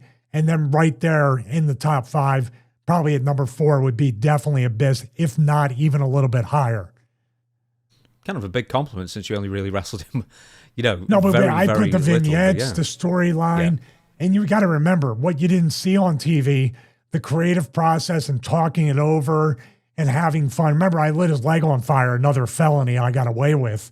And the fire marshal standing right there to take the state. The fire marshal was an accessory before and after the fact. Well, if he got charged, which we didn't. Right then, before we get onto the news, we have to talk about the match, actually, that we saw on Patreon. So if you want to see the full match watch-along of Jenna Maraska versus Sharmell from TNA Victory Road 2009, the entire, if you have to really want to put yourself through that one again, it's all on the Patreon there for you. It will be from this Monday morning coming up. But we have to talk a little bit about it now, actually, because it kind of almost ties into your match as well, slightly. But the first thing I said was, before this absolutely disaster stinkeroonie match of all time, it'll go down the annals of history as one of the absolute worst. And I said to you, was it curtain sellout? Oh, yeah. Yeah, curtain monitor sellout. Everybody was watching it. And I have to say, 2020 hindsight, I mean, there's parts where I said, yeah, this is every bit as bad as I remember and as you pumped it up for however long we were trying to get it on Patreon to watch it. But it wasn't that bad. The mystery was, it was like one of those TNA reverse battle royals, but it was a reverse match. You had 2 really good workers on the outside, if not great workers, with Sojo Bolt and, of course, Awesome Kong. And then the girls that usually are managers or seconds are in the ring wrestling. I'm like, what is going on here? So the blame, the main blame for whatever you want to call this match, falls on TNA for putting this together. And selfishly, I say is biased because I like Sharmell and I know her. You put Sharmell in this position because she's good. You put her in there and the kicks look good. Her character, she put her character into it. The basics of it, Sharmell did a great job. Jenna did what you expected her to do as a reality TV. I'm going to say the name you're going to cringe at. A reality TV star. Get his face, Chris. Reality TV celebrity. How's that? Oh, that's in quotation marks there. because I don't think anyone's heard from her before or since. Okay, if you had to presume, do you think this is just purely Dixie Carter, just because you said she was probably a fan of the show? And obviously she was a fan of reality TV, because there was a lot of reality TV dude, she people had to be. on. There's no way anybody who books wrestling would book Jenna anywhere near a ring or anywhere inside or anywhere in the impact zone. Can you see, and you can say one about Russo. Dutch definitely wouldn't have said, let's get the girl Jenna from Survivor. Cornette would 100,000, I bet every bit of AdSense money that it wasn't Cornette. And I can tell you from being a friend of his that Russo was not pushing for this match or Jenna to be in TNA. He might not have totally disagreed with it to get outside people, but my guess is this is a Dixie Carter idea. You know what'd be cool? That's what it is. So Russo, because I was thinking it was either Dixie or Russo, but Vince has said, no, we didn't want this. I don't think, I would be completely objective with this. I don't think Russo was balking at it to the degree that Cornette and Dutch would be, because he wants to cross streams, but he's not coming saying, Dixie, we got to get this in and she's got to wrestle Sharmell. In other words, everybody's looking, this is my guess. And Dixie's like, this is what I want. This is what I want. Okay. I mean, we guess she has to have a match with Sharmell. You know what I mean? It was kind of like, what can we do with it? Yeah, but why? Here's the thing. Why Sharmell? Because she also wasn't a wrestler. And as you said, Sojo Bolt and Awesome Kong were right there. They could have led her through a little bit better, I think. The perfect booking for this would have been Booker and Sharmell versus whatever worker is working an angle with Booker and Jenna.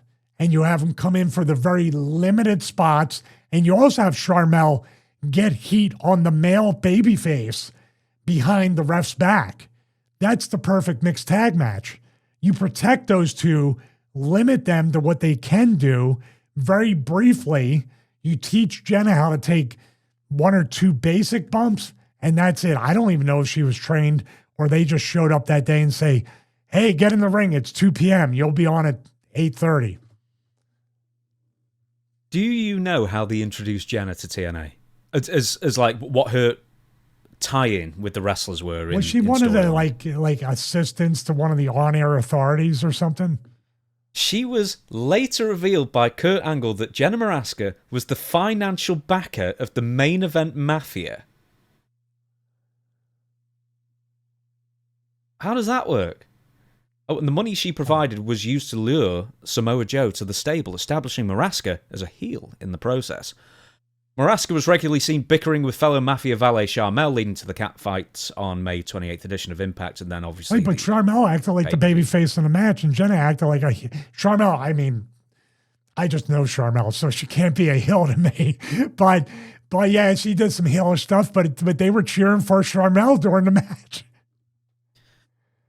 Yeah, there was nothing to cheer for Jenna at all. What was that pin at the... Oh, right, apart from the fact... I did this at the beginning of the show. I'm hitting the mic. That Lord. Pin. It wasn't that bad at the beginning, because obviously Sharmell was doing some kicks and they looked good and everything. Why did she wrestle in a dress? That's the other thing. Yeah, your joke. It was funny, but it wasn't. Yeah, everybody from Patreon, I'll give you a preview. He was holding this in ever since the match. I could feel this is written somewhere. I got to get this jab in on Stevie. He's sitting there. He goes, well, Stevie, you have a lot of experience wrestling a dress. How hard is it? What say you? And I'm like, you just tried to, it was like a drive-by jab that you got at me. If it makes you feel any better. You shot my 40, broke the bottle, the beer and the malt liquor went on the ground. Everything happened. Dude, I only thought of it 5 seconds before I asked it. I only just made that connection as well, so I was not sitting on that one. But yeah, anyway, feathers everywhere, those slaps. And that's how she does it, like a T-Rex, like her elbows are glued, like she smells really bad, and she doesn't want to lift her arms up. Okay, I'm presuming you don't know this, but did she have any training at all in anything? Well, looking back at the match, probably not.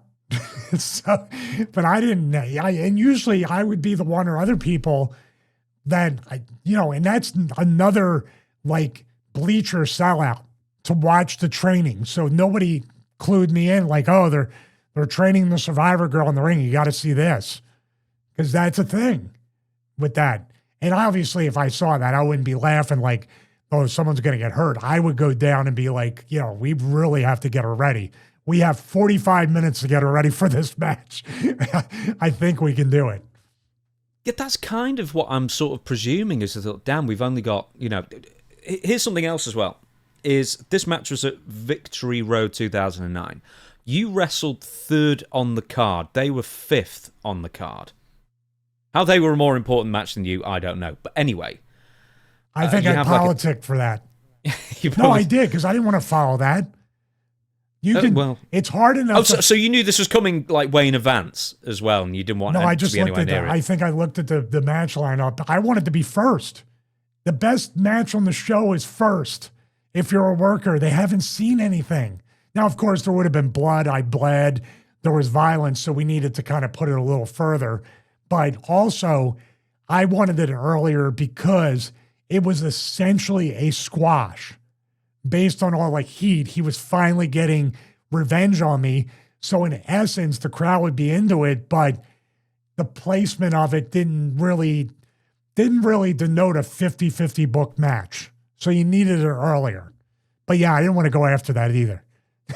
Well, I was going to ask, do you think that match being on that card, because you've got Kurt Angle, Mick Foley, Samoa Joe, Sting, Kevin Nash, AJ Styles, loads of stuff there, and that's all that pay-per-view is remembered for, is Jenna Maraska and Sharmell, for the worst reasons possible.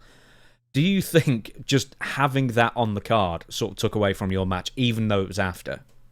No, I don't think so. I mean, the memories of the pay-per-view, I have the memories of my match, and then obviously that one and the other.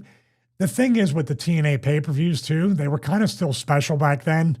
So you get that whatever. I mean, I don't know if they even... See, TNA had a thing. It's like you list all the names here, and especially like, say, Chris Rock, he made that movie Head of State, and they used the footage of him appearing at TNA as part of his campaign in the movie. I don't know if they were counting on the ESPN coverage or mainstream news coverage of Jenna from Survivor Wrestling, because it wouldn't have done them any favors to advertise and show clips of the match. Just because we were mentioning, and you mentioned this off-air or on the Patreon, I don't know where it was, you said that Johnny Fairplay had told you he was making $250,000 a year in TNA. Here, it's saying that the contracts for 8 appearances, which amounted to less than an hour's worth of work basically on screen, he claimed he was paid $300,000 for a 2-year contract. Well, if he's, I mean, it's still $150,000 a year. Who's the most egregious TNA celebrity? Because I gave you a list earlier. Danny Bonaducci, who did wrestle. We might have to watch that in the future. Dennis Rodman, way after, he was in the public eye. The Wrong Jersey Shore Girls. You mentioned Chris Rock because they were doing sort of like a tie-in with a film in the Impact Zone. Tom Arnold, Pat-Man Jones. There's more. Some of the most random people. Who's the country music singer? But that kind of made sense. Toby Keith did the thing where he suplexed Jeff Jarrett on the weekly. He got into the Battle Royal, right? Jeff, that was good. Jeff, he was doing something, playing something, and Jeff shoulder bumped him from behind. And then Toby Keith got into the ring to do something to Jeff. There was one, I think it's when they still had the 4-sided ring, so it might have been back in the Asylum days, but they had like an NFL team in the crowd. The Tennessee Titans, I believe. Yeah, the Tennessee Titans, thank you. Anyway, they all got a bit rambunctious with Jeff Jarrett, and I think they really started hitting him. Oh, yeah, they weren't.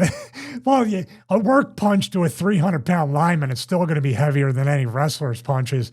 But yeah, that's when what would be cool kind of goes wrong. And I'm sure Jeff is like, oh my God, I can't believe I booked this. I think we can pretty much say that Jenna Maraska is the absolute worst celebrity ever to be associated with TNA wrestling. This is just from Wikipedia. I would say there's a tie. Oh. Pac-Man Jones. He didn't do the company any PR favors. Not for what he did in the ring with them, but what was surrounding his career and the reason why he ended up going to TNA from the suspension from the NFL. And then just time and time again. I have to read this from Wikipedia. Widely considered one of the worst matches in wrestling history. Dutch Mantell called it, quote, the worst match he had ever seen. Dave Meltzer gave the match -4 stars out of 5. And What Culture ranked it as the second worst TNA match ever. What say you? Is it the worst match you've ever seen? And can you guess what number 1 on the What Culture? Oh, yeah. That makes sense. I've just read it. You're talking about can in you guess TNA, what the worst the one worst match in TNA history? Yes. Wow, I can't think of that. Was Dixie Carter ever in a legitimate match? Because that would be the worst, in my opinion. No, it was the main event of a pay-per-view. Oh, Jeff and Sting. Yeah, that's what they said. Oh, yeah, that was bad for a whole bunch of scarier reasons than even this one. So, yeah, it's got to go down as the worst. But like I said, I put blame on TNA, number 1. I put blame on Jenna for accepting it and wanting to get in there and being in the deep end like instantly. And I don't blame Sharmell just because she knows what she can do and what she can't do. Now, Sharmell could have said no. I don't know why. Booker could have said no because that's a really dangerous spot to put somebody in. It really is. Right, okay, so we've got to do a bit of news as well. And there's a what went right, a what went wrong, but first we have to talk about WrestleDream this past weekend. The main event was Jon Moxley and Darby Allin in a grudge match, pretty much like a year in the making, maybe even longer actually, where Darby Allin finally prevailed. Once again, there's one weird thing. I mean, we'll forget about all the violence and stuff like that. Stevie's looking at a still from it. He's not seen any of this just yet. You're going to get to see his reaction for the first time watching 3 of the more extreme spots. But there's other things to talk about in the match as well. But over to you, Stevie. Press play and tell us in your words what you are seeing.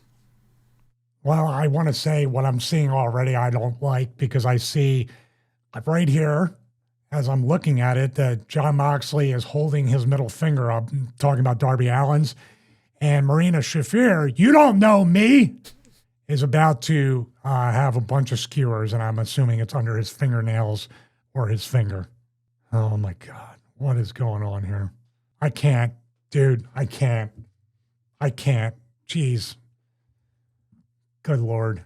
Yeah, that's the one that got me. No. I'm not.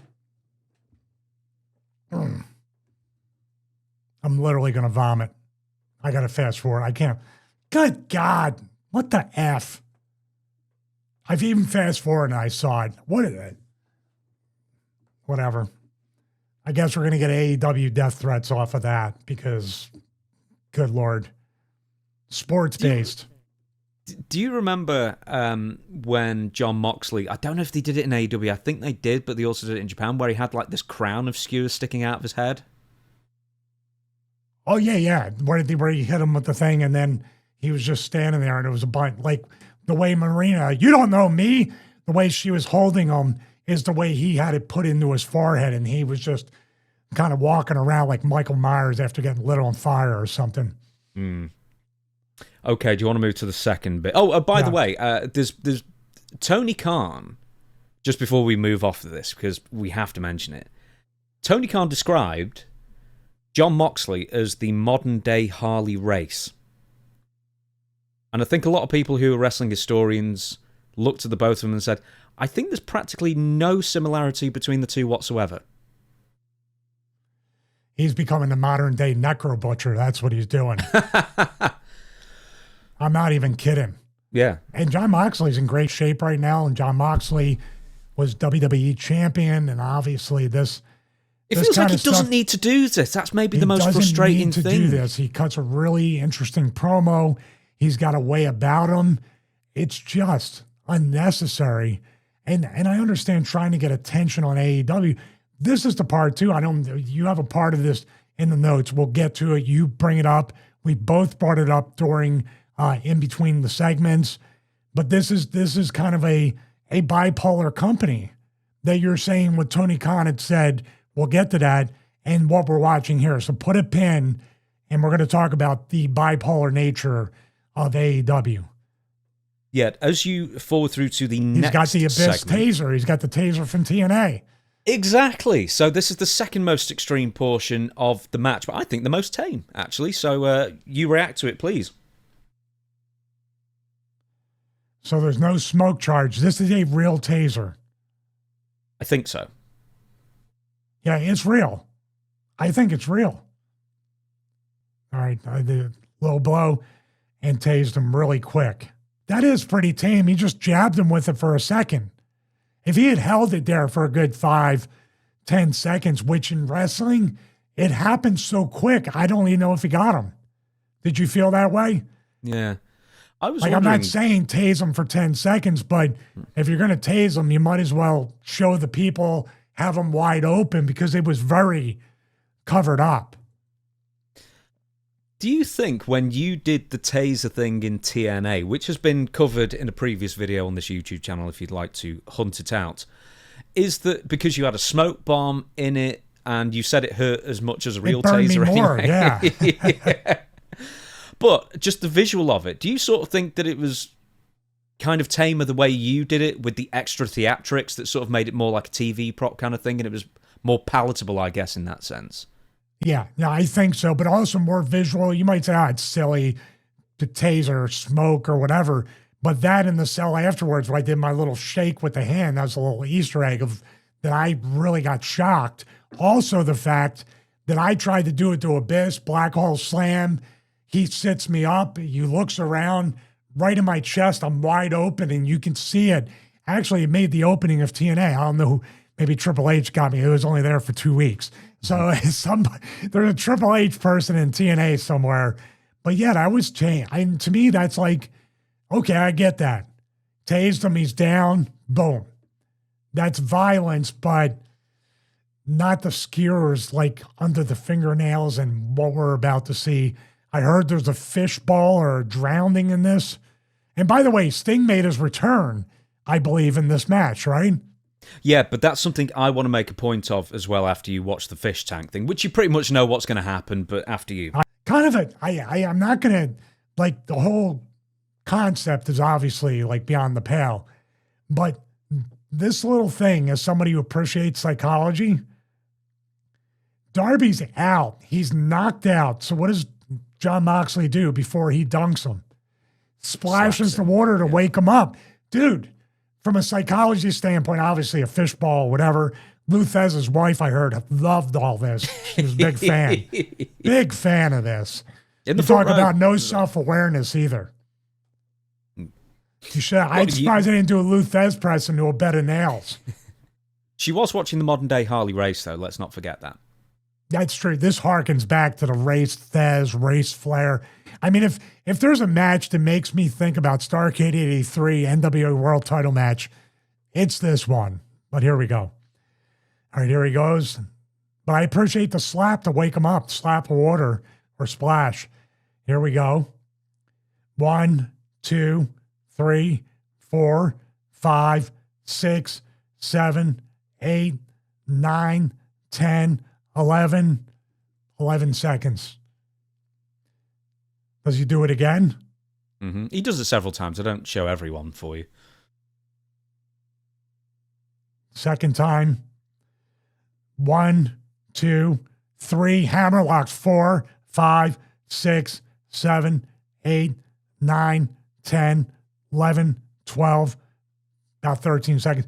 But I'm going to tell you right now, I try to find a positive in everything. The two dunks in the fishball or the fish tank are different. He just dunked him the first time. Then he got extra leverage with the right foot, so I can analyze any spot. And he hammerlocked him or blocked him with his arm to keep him. So there were stages and levels to at least something that is pretty unnecessary. I will give them credit. Jon Moxley put some psychology into trying to drown another wrestler. And then I saw Lou Thesz's wife go, aha, outside. And then somebody goes, hey, this is the modern day Harley race. And she grabbed his arm and go, hey, what are you, a smartass? What are you, smartass? You got to have a t-shirt for that, for goodness sake. Now, AEW WrestleDream is in a state that restricts blood and violence due to a state athletic commission. Missouri. So, okay, they don't get the blood apart from a Harley race. Of course. Kansas City. There's a blood capsule for Darby Allin, I think, anyway, if I'm remembering rightly. But then they do all this stuff. I'm gonna give you something, Stevie, and you bat it back to me if you don't like it. I wasn't that bothered by the fish tank thing. Wasn't bothered by the taser at all. Just as a squeamish thing, the same as you, it's the skewers.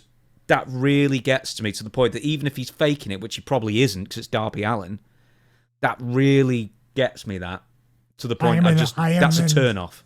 I'm in 100% agreement with you. The two other spots, and especially the fishball spot, seems to make everybody like, that's how I heard about this. Oh, did you hear he tried to drown them and he put his head in the fishball and he kept trying to drown them? I don't know. Maybe it's just a George Carlin in me now is like, I'm going to sit back and enjoy the show. I don't care. It's fine. And Darby Allin obviously wants to do it. He gets off on this violence and this stunt work. Let him do it. I don't mean I don't care. I'm going to take part of that back. I'm very, very apathetic and neutral about it. They're going to do what they're going to do. I got a life to live. You know, one without drowning, one without tasers, well, anymore, and definitely one without skewers under your fingernails. I mean, I would make Darby Allin a CIA agent because you can't torture this guy to give up any classified information. So you rightly said that there's fish tanks and chairs and tasers and whatever, and what ends up winning the move? A scorpion deathlock, a wrestling move, which is one of those things that always gets me. Is all these weapons and just some good old-fashioned wrestling actually does it. The other thing that bugged me, right? Hey, better than a schoolboy like in Japan. Ooh, yes. Right? Dive. If you remember that tweet from years ago, the Rick Rogers thing. Old man Sting turns up. The old Billy Goat Scruff version of Sting, which quite frankly I love. I love that, the white hair and the white face on it. He turned up 20 minutes into the match to help Darby after the Death Riders were out there killing him for 20 minutes straight. Man, I hate that. Yeah, he's the worst was his mentor. Bus late? Yeah, I was going to say, I didn't think anybody would take longer to get out there to help than Sandman, but Sting, old man Sting, you win the prize. Guess who won the pony, as Jim Cornette would say. Oh, Lord. Dean Malenko was listed as a match producer along with Chris Hero, according to Fightful. Dean Malenko doing a death match as a producer. He booked the only book to finish, nothing else. Probably did. Hey, Chris Hero's an agent there? Chris Hero? I guess so. No, yeah, that's what he was listed as. But yeah. I love this Cassius Ohno gimmick, by the way. I wish he would have stayed in shape, but dude, that was a pretty cool name. Okay, so apparently it's not just... apparently maybe it was only Lou Thesz's widow who loved the match with modern-day Harley Race, but apparently Sarah Stock, former AEW producer, was not a fan. And she said, you know who should stop this? And once again, talking about the Darby Allin, John Moxley and violence and everything. Mothers with their remote control. This is worse than the plastic bag over the head, referencing Daniel Bryan and the Death Riders last year. Kids are going to end up dead trying this stuff at home. And then Amanda Huber, the widow of John Huber, Brody Lee, etc. Want to know what my kids, because I have kids, were doing at midnight last night? Sleeping. Want to know why? Because, they're kids. My wrestling-loving kids want to know what they weren't watching? A match between two performers who are known for taking things to an extreme. Want to know why? Because it's my responsibility as a parent to know what they're consuming. It's cool, though. I'll let them watch some old TNA stuff and they can learn to choke each other out with a belt, since that's cool. Referring to Sarah Stock and a spot she did in TNA. Once again, I actually weirdly kind of understand where Amanda's coming. I understand where they're both coming from here. But there's one thing, it's like, do kids even imitate wrestling anymore? Or is that a thing from the 90s that's pretty much died off? I think it's kids imitate MMA more than anything right now, which is really dangerous in itself. Everybody has a point with this. And even what we're talking about, where everybody is really up in arms about the fishbowl spot, are we desensitized and we're like, the skewers got me. I want to, but that's the point there. If the skewers are before the fishbowl, how many people are checking out and turning that off and saying, I can't watch this? To miss the actual finish, to miss Sting coming back, and all the stuff that really should have made more of a memory with Sting returning to help Darby eventually, Sandman. He did the Sandman method times like 20 minutes. So yeah, 3-4 minutes, whatever it is. But with that being said, go to the show notes and refer to those, because AEW is trying to double dip and have their cake and eat it too at the same time. The real strange thing here, as you are alluding to, is that Tony Khan explicitly said recently that he wants to price AEW tickets for families as a direct response to WWE's ever rising ticket prices. But he's not booking for families. That's the kind of weird thing. I think AEW's fan base skews more male than female than WWE's does as well. And I sort of think like the more hardcore they get, they're only appealing or mostly appealing to the male contingent. And I think it's putting, I mean, like with the skews under the fingernails, I think that'll put off most people, quite frankly. But yeah, what do you think about that and the whole families appealing and pricing claims? Well, what I said earlier about AEW has a very bipolar way to promote their product. They want to price, and I can appreciate that, and that's definitely a great marketing strategy and a great strategy to bring more people to the show and make it more affordable and be the anti-TKO WWE trying to really, just squeeze people for every single penny. But then you go to the show, and Amanda has a point with, we can just not see it and not turn it on. But what if you're somebody bringing, we have wrestling in town, it's TV, it's affordable. Duh, I tried to buy WWE. What's this AEW? They never, now it's up to the parents to watch and figure out, but maybe on a whim, a mother and father go, yeah, let's bring the 2 or 3 kids to AEW. It's pro wrestling. It's on TV. It's got to be family friendly, right? They get there and they see this. That's what's more important in a way.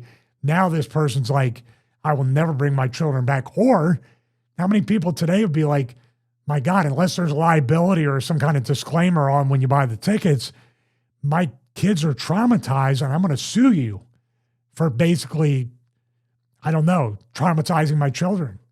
I think that the argument that, parents should parent, I think that's a very, very good argument indeed as well. Similarly, kids have the internet. And similarly, that spot, the fishbowl thing, was all over all social media, as well as the finger skewers and everything else. That being said, it's not just what's on pay-per-view, because usually there's sort of like this almost tacit agreement with the fans buying a pay-per-view. You know they're going to go further than normally they would on TV. Barbed wire or nails in 2x4s notwithstanding, of course, once again, with John Moxley and Adam Copeland. That's the one that got me that was on free TV. But anyway, what in this day and age is too extreme? Because this is still a TV 14 product. This is not an 18 plus. This is not adults only product. What's too extreme now? Oh, I have no idea. I really don't. Well, you're talking about these ratings. What makes obviously this isn't G or even PG. Some places try to do PG-13. Like I think WWE was like PG-13 for violence and stuff like that. This here, and the kids that are younger are really familiar like that. I mean, they curse more than we do on this show. We try not to. I don't know. I don't have an answer. Like Amanda said, and I lean towards that, the parents have to take a vested interest in what their children are consuming, what they're playing on video games, what they're watching. And if you don't want to prevent them from seeing it, it really is on the parents. But also then, if parents stop their kids from wanting to watch AEW, you're trying to entice families to buy tickets and consume the product.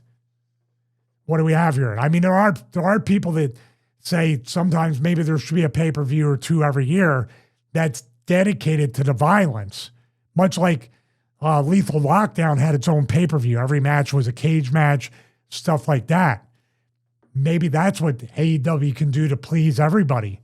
Here we have a special pay-per-view which really focuses on the ultra-violence.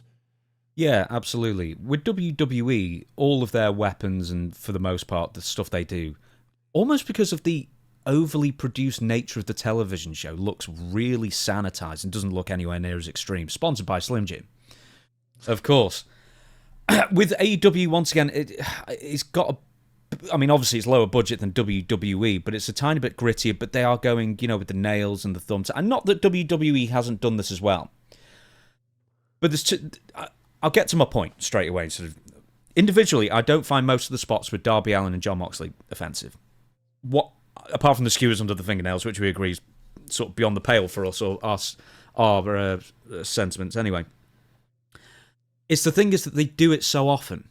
And I'm not talking about skewers, I'm talking about these basically going to death matches. They do it on every pay-per-view. They're doing it sometimes on TV, or at least death match style spots. And that's the other thing, is like, once again, if it was on pay-per-view, it'd be one thing. But they're doing it on TV as well. But now they're doing every pay-per-view. They're doing really extreme stuff for the most part. And one, I think it's a turn-off. And two, I think it just makes them redundant, which is the worst thing as someone booking. Yeah, if everything's a death match, nothing is a death match. If everything is ultra violent, nothing is ultra violent. Coming from ECW, yeah, we were aware of that. The Attitude Era as well. That's what brought the right to censor in. Not only to kind of like take these characters that the sponsors didn't want, but also have somebody take the ultra violence that was hurting the wrestlers and the crash TV and bring it back without the company saying, hey, we're toning down the product. Put it on this guy, make him a heel. Now they have somebody to hate. Now we can bring it back to 0. Then when we bring it back to 45 or 50, where we were 100 plus, now the fans will appreciate the violent spots when they have, especially when they happen to the heel guy in the white shirt and the black tie.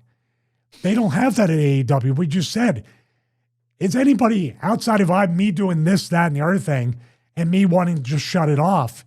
What was the point of the skewer spot or the other spots we talked about? And if you appreciated that and you like that, now it's going to require something much more to get you excited in your sadistic, way of enjoying this.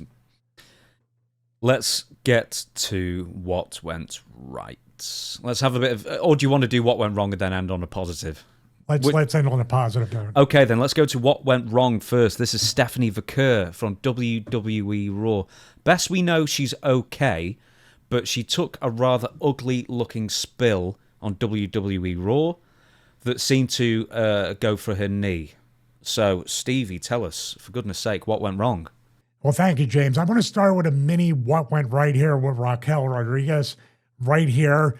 And she gives an amazing, I think it's a stiff boot. I think she caught her with the bottom heel part of her soul, and Nikki Bella took it like a champ. If you look right here, this boot, that's about as real as you get.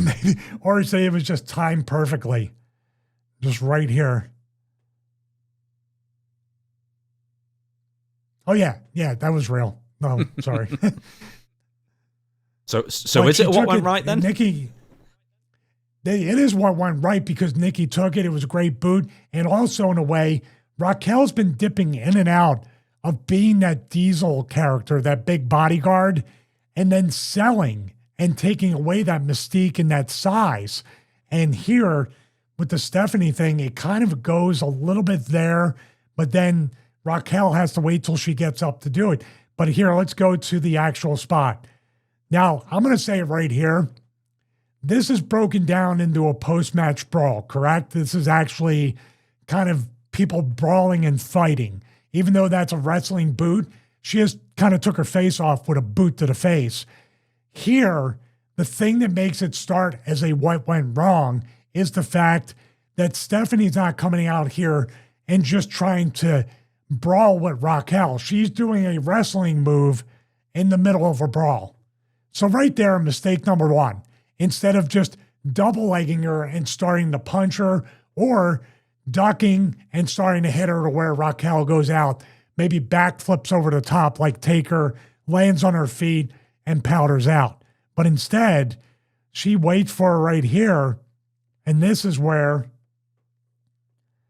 I hope she's okay, but it looks like the left foot is dragging behind the right. Do you notice that? Like the springboard is not both feet at the same time.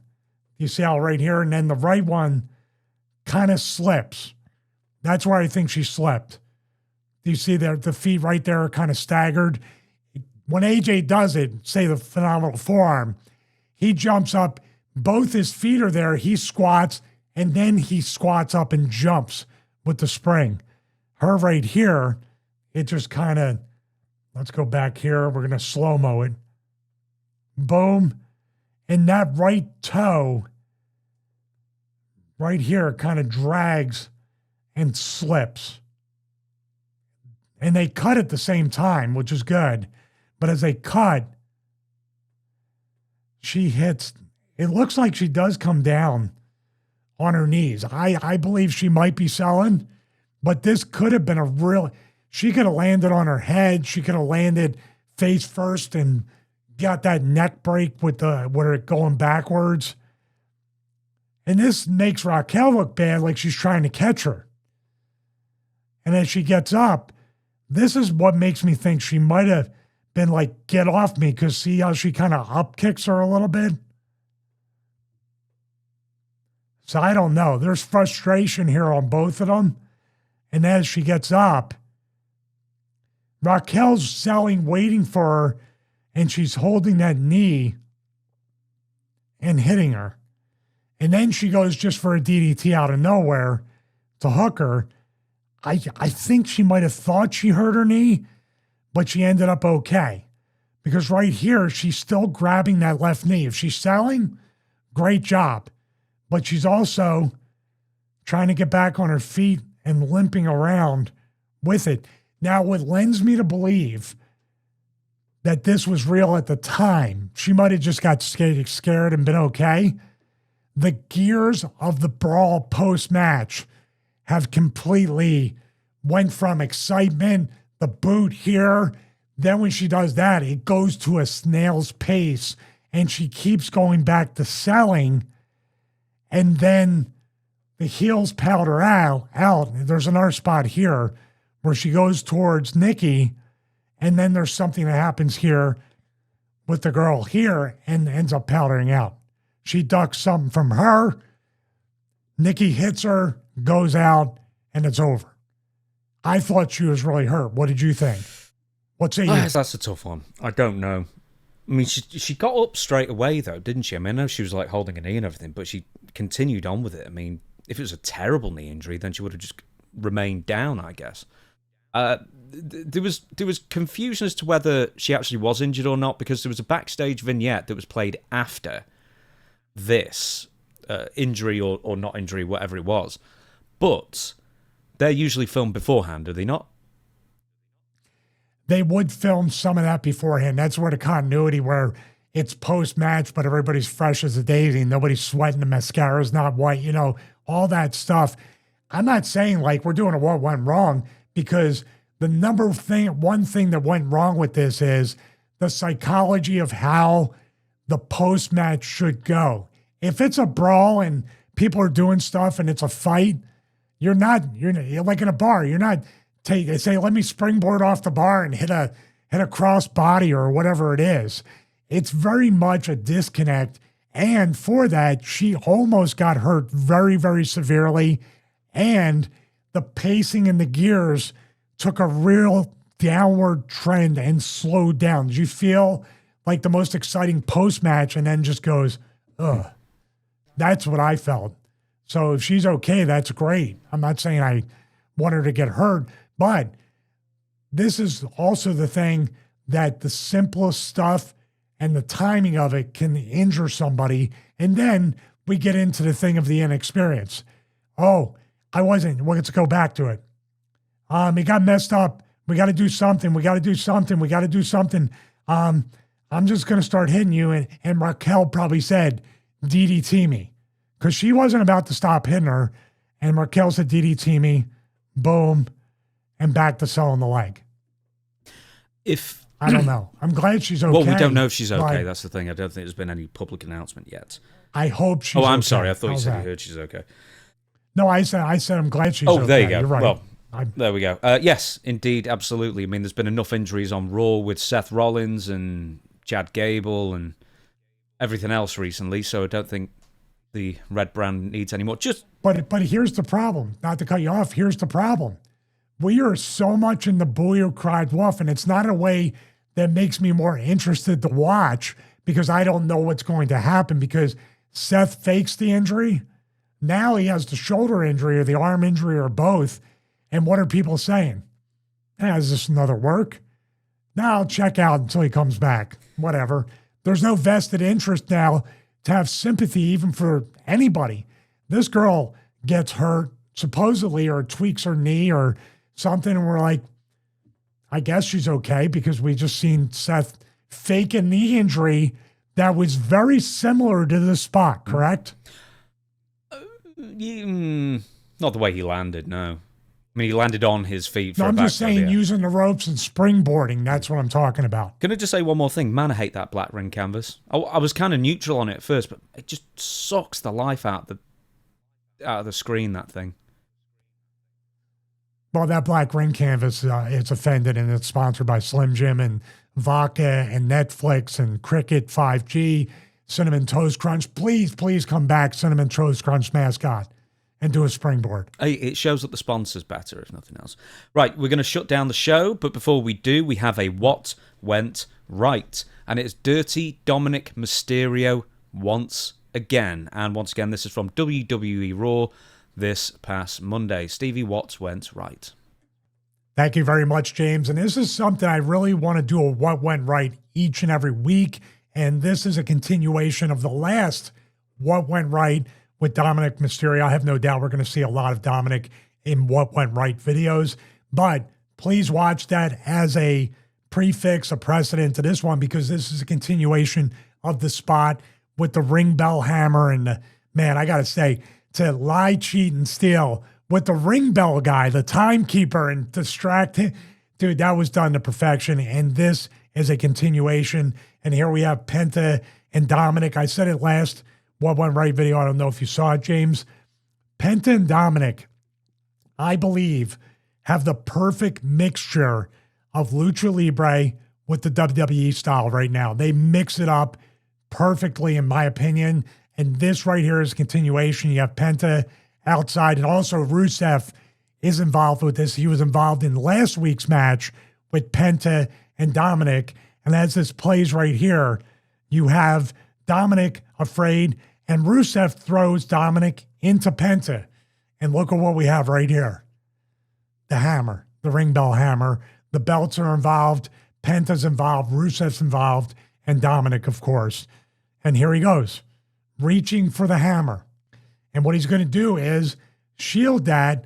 Rusev's going to come out and get him and throw him back in the ring, but Rusev doesn't see that he grabbed the hammer. So as Rusev grabs him, he doesn't know that Dominik has the ring hammer, and here comes Penta.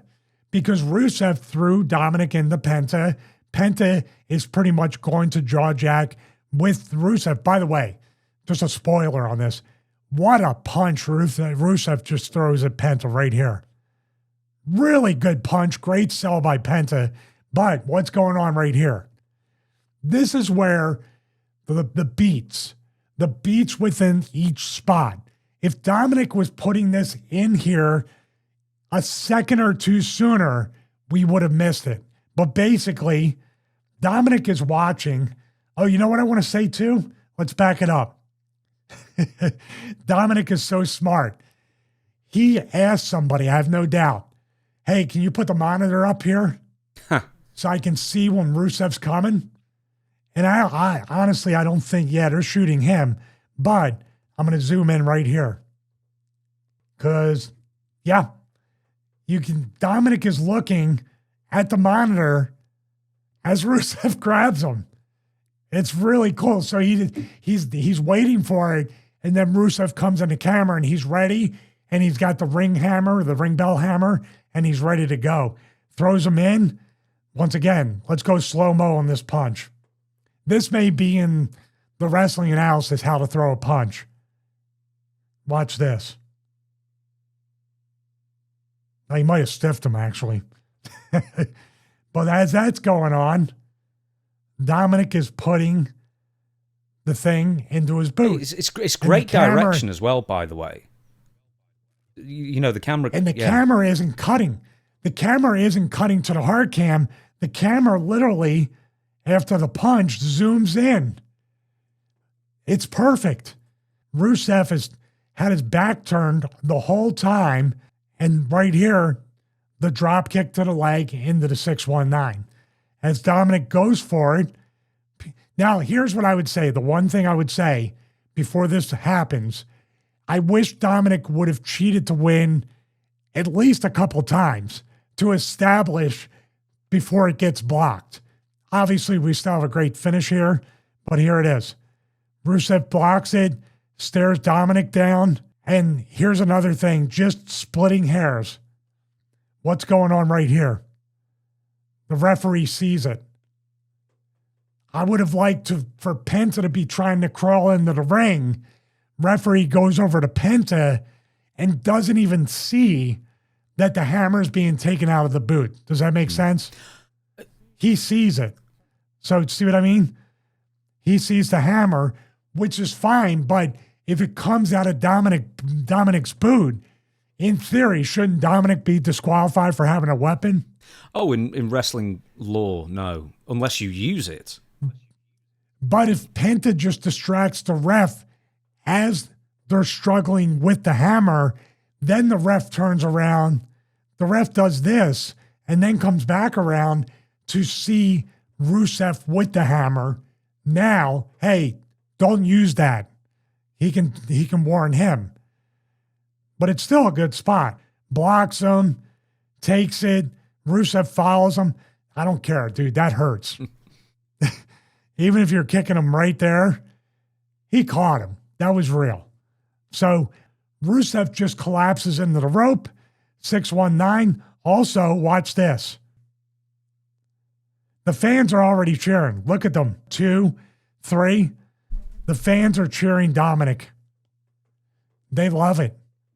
Dominik's going to be a babyface.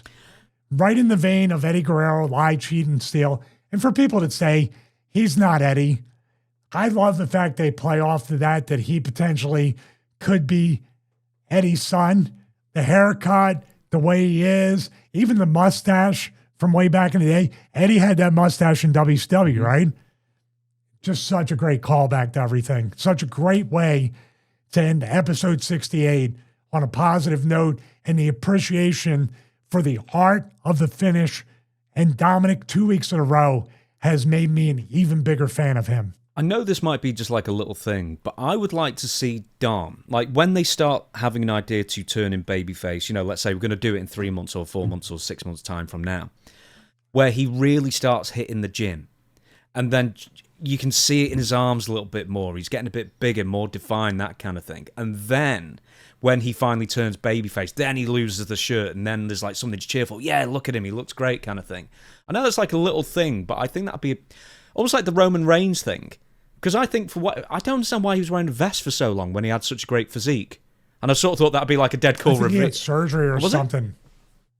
I think he had some issue in FCW and he had surgery on that part of his stomach area or something. I'm not sure. Well, it was healed now, at least, if nothing else. I didn't realize. But I thought that'd be like a really cool reveal and also like a different look for when he's eventually a babyface. If that makes sense. Well, I'll tell you right now, the whole outfit, at first it looked like just Power Ranger type thing. It looked like he was covering up a bad physique, which he was.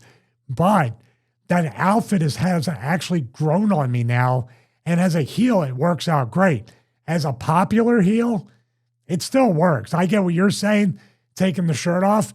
But in a way, it's like there's no room for error now. You are totally accountable for your physique. And that could lead to possible things you think you need to do to keep the physique. I don't want Dom to go down that road. So, this is the end of episode 68. I think next week we're going to be doing TNA again, unless you want to do something else. It's up to you. I selfishly, if after that third part of TNA, which I think we can do, I just want to do a Roddy Piper episode. I love the fact we can examine his career. Let us know in the comments And of course, I want to audition for the They Live remake if it fine comes out. documentary, as you say.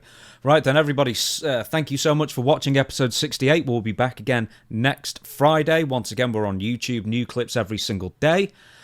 Full episode Friday on YouTube, 2 p.m. Eastern, and all podcast platforms as well. And also, thank you again to everybody who watches and tunes in. October's looking to be a record number for us in October. On YouTube especially, and just the numbers just keep going up and up and up, and it's a great thing. And thank you everybody for sort of supporting us, sticking with us. Once again, Stevie's got the analysis channel rebooting. I've actually got List Mania Wrestling out there somewhere. Just Google it, search in YouTube, you'll find it. It'll come out soon enough. I've only got 3 videos on there, but they all seem to be doing quite well. So I didn't tell anyone I was deleting it and then re-listening it. It's a long story. I'll make a video explaining why. You did now. Yeah. So anyway, unless you see the Patreon, then you'll hear my explanation for that. But over to you, Stevie, to thank, we don't want to say the most important fans of ours, but the Stevie Richards Show Patreon supporters. Definitely. And I always say thank you to everybody here on YouTube. Please subscribe. We keep growing. We're well over 147,000 subscribers. And as James says, strength to strength. Keep growing. So I appreciate that. Please subscribe. Click the bell to get notified. And of course, comment below. We love the interaction. That always helps us in the algorithm. Patreon.com/Stevie Richards. A new watch along, whether I like it or not. Every Monday, 9 a.m. Eastern time here in the States. Show notes, pre-show, which is the show before the show, and of course, you are getting the behind the scenes from OCD Studios now, we call it. Basically, I may make a shirt out of that as well. You get the behind the scenes of everything I do here. We appreciate everybody on YouTube as well as Patreon. Thank you so much. Check it out. We have the $1 thank you brother tier and also the $8 producer tier. Please check it out and give it a chance. Most importantly, thank you so much for watching episode 68 of the Stevie Richards Show. See you next week for episode 69. Ha.